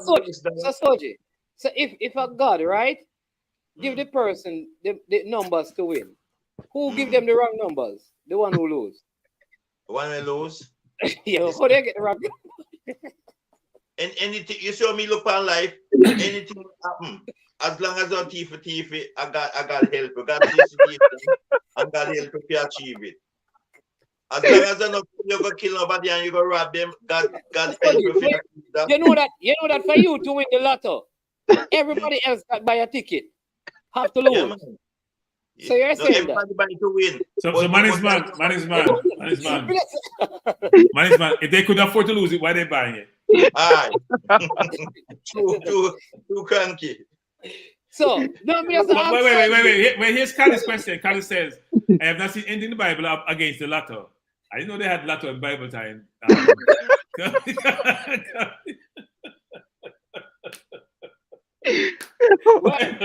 guess. Hey, people, according to Kali, you're going to use computer. Come and say, no computer. You're not computer on YouTube and the Bible, on Facebook and Instagram, Kali. So I use the word Instagram, I don't Facebook. You read the Bible too literally, man. You read it too literally. It's there. Hey, just search for it. Keep searching. Frankie. Google it, girl. Google it. Demo. Yes, sir.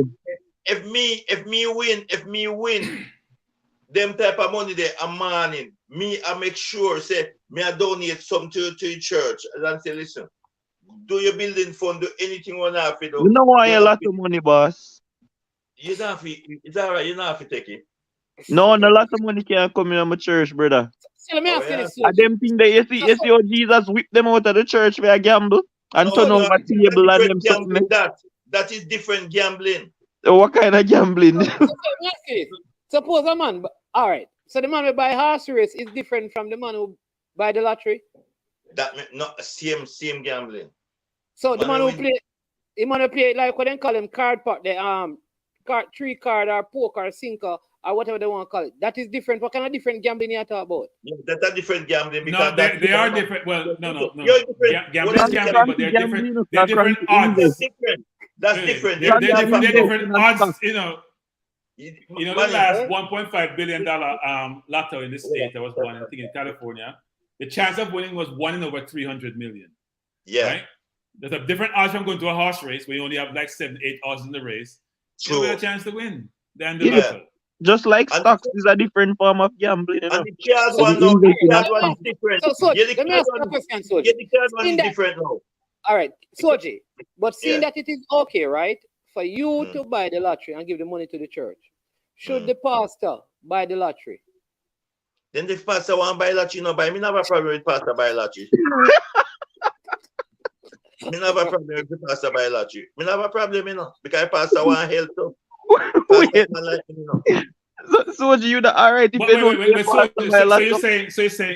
you're saying the Lord would have told the pastor to buy the lottery because the Lord guides the pastor to what direction he should take. He or she should take. Is that what you're saying, Soji?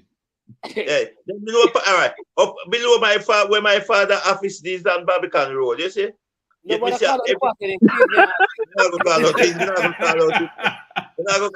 that, manings, man. We wouldn't do that. I pass about lottery every week. And Barbican Road every week. Because when my father office, I look even there, they will come and say, boy, this is a sensible pastor because he want to help people. Why am sensible? Because him by the latter? Yeah, because I want to swim spreading wing for help people. Because when we win, we know more help.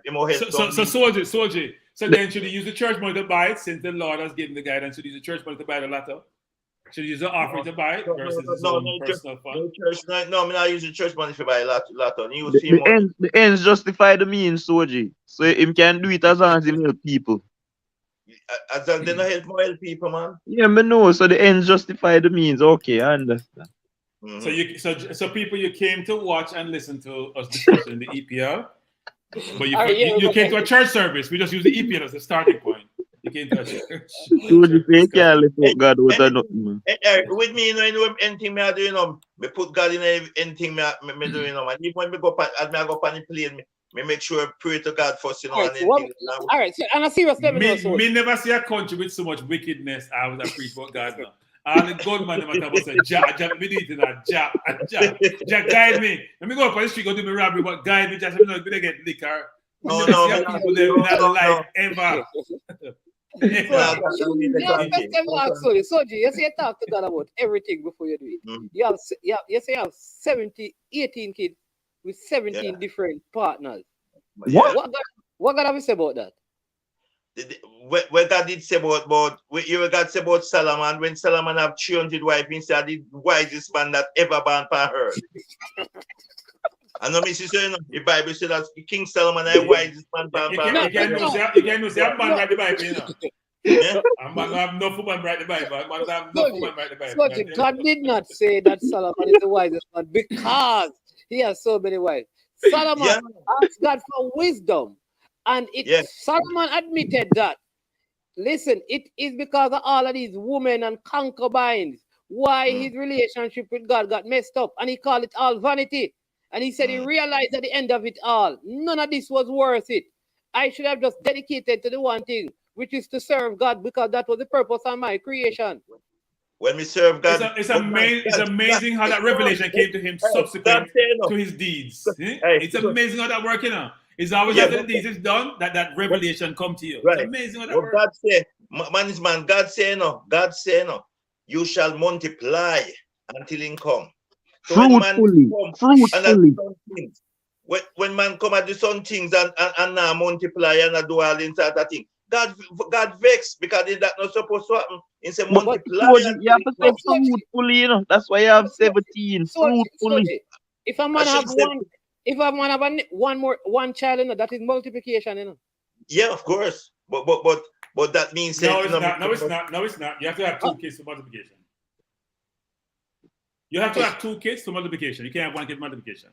True. Just think about the logic. That's true. You have to have 2 kids. You have to have 2 kids. Just to maintain the population, you have to have 2 kids. That's why Europe population is declining and why Japan population is declining. And China. And China. Yeah. And China.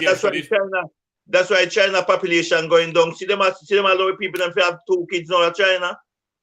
See them a lot of people, the population going down. So God said multiply the world. So it should be 34, I say 17. Well, Carly Sinclair said, these English Jamaican men not easy. I knew one with 47 kids. The wife only had 2. What? My father have 28 away, you know. My father get 28 hours. What? Well, let me just say this about. Let me say this. Not to disappoint many of you, but I've heard that Jamaica and Nigeria ladies sometimes will give the kid to a person who can afford it. Yeah. So do you have enough money?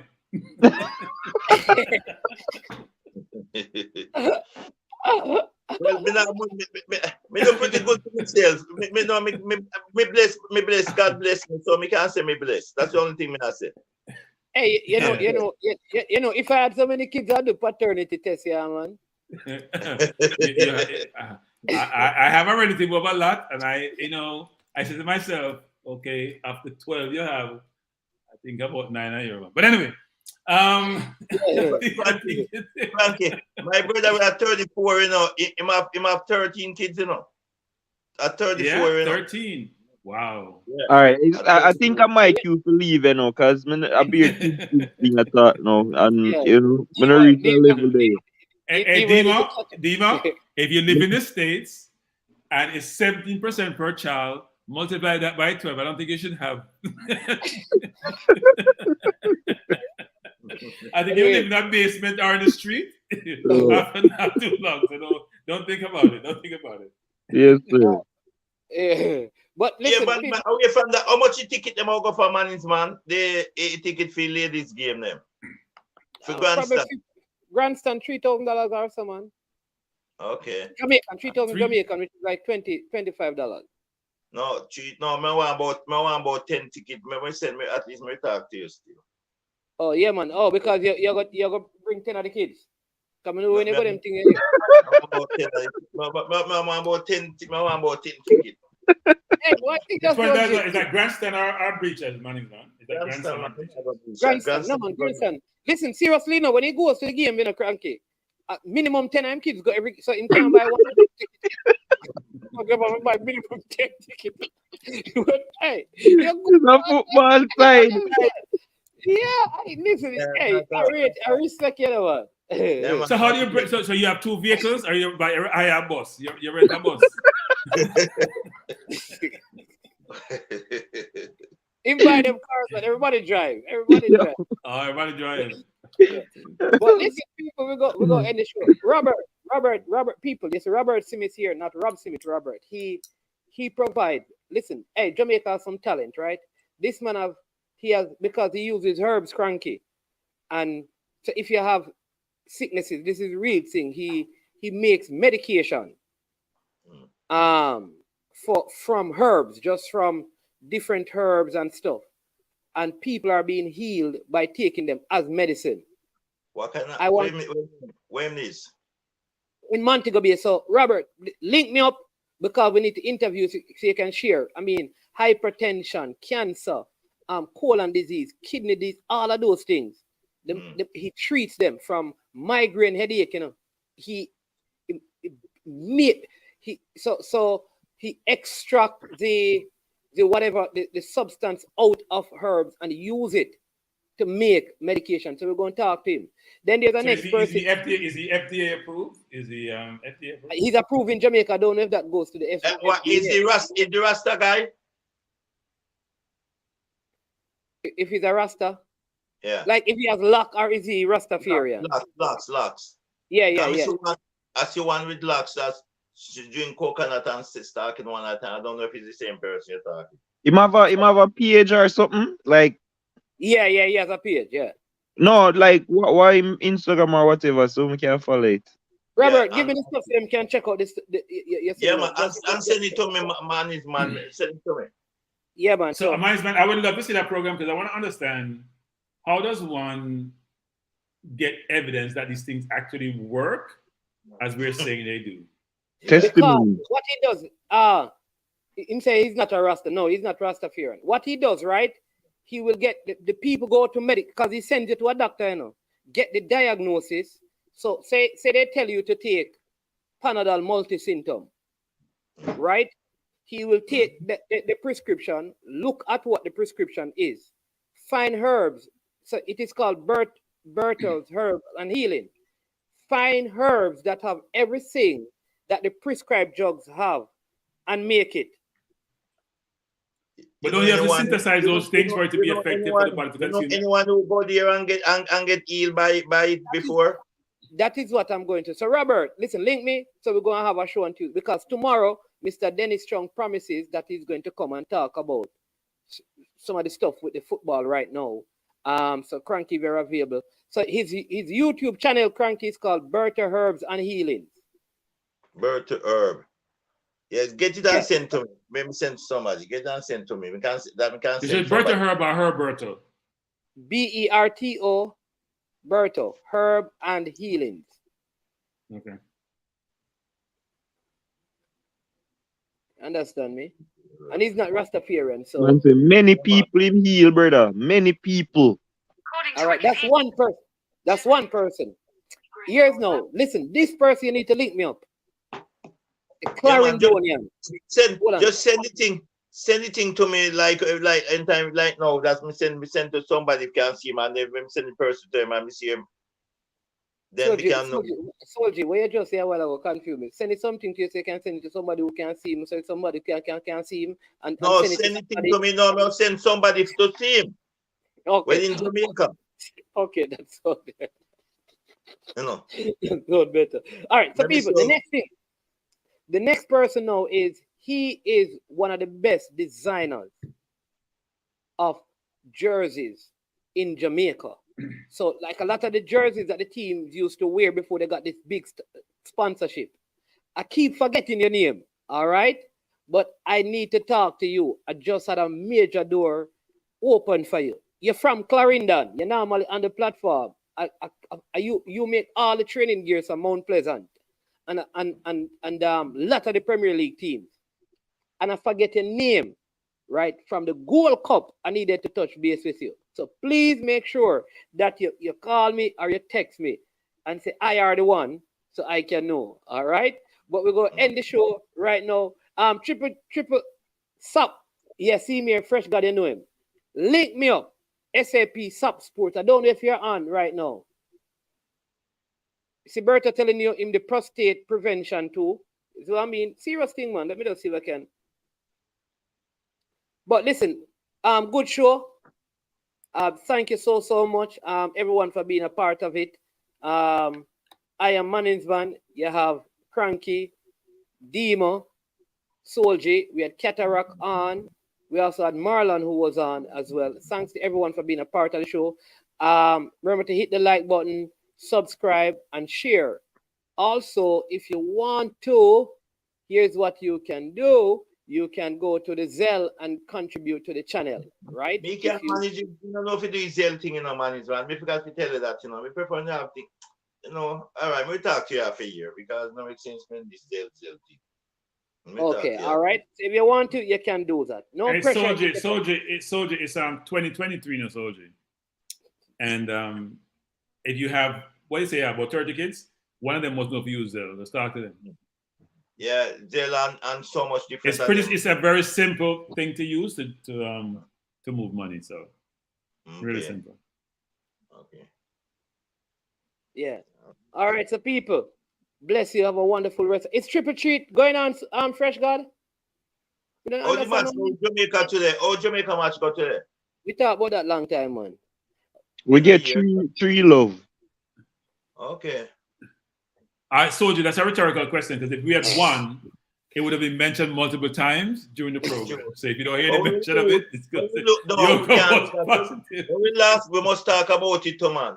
Not just one. No, he did talk. He did speak okay. about it, but I actually moved the program along because I don't like to talk about losing. Okay. It's not a good thing to talk about. Not good. So Berto, just send me the link to the channel so we can send it to Soldier. Man, Blue Blood, bless up yourself. You know, Manning's playing the Ali Cup tomorrow up at Excelsior as well. Listen, I am Manning's man. This has been I Am Sure Sports. People, if you want to watch some big football, better check in Arsenal tomorrow. Class, quality. What time are the 6:30 Jamaica time, 7:30 US time. Yeah. If you want to watch the future champions of the EPL with brilliant footballers, brilliant stadium, brilliant crowd, just brilliant in general. I can't wait for you can watch the English national team women from 5:30 to 6:30 in Jamaica, and then 6:30 onwards for the Arsenal team. You can switch over to Arsenal. I can't wait for the Arsenal meltdown. Start your day off well. Yeah. Start your day off. Will Liverpool play Chelsea on Sunday? It should be a good matchup. Whenever Liverpool plays a good matchup. Well, that's why I'm come fifth. But anyway, I will try to send some pictures to your man inside this stadium. I will be at Old Trafford Monday night. Yeah, listen, look out for Mason Greenwood, you know. We need to tell him that we want him in September, you know. Yeah. He's been put under pressure, right? The Man U women came out and said they shouldn't reinstate him. We're not going to talk about that. We're not going to talk about that. Maybe tomorrow after the Arsenal game when we win by 3-0. Wow. Like how you were going to win the league? Exactly. To me, Arsenal supposed to win the game. Although sometimes first game some team not play good, but Arsenal supposed to win on paper. All right. So listen, people, have a good night. It's triple treat going on. Coach means you now move right, you know. Your boycott the people on Friday night, you know. And Saturday night, you know, Coach Mindy. But I don't know if triple treat don't start yet, because it's not going on. So, but you don't know. I am management. This has been I Am Sure Sports. Again, thanks to the panelists. Demo, bless up yourself. Big up, front six. New name, front six. You understand me? 2 on the bench. Front six, 2 on the bench.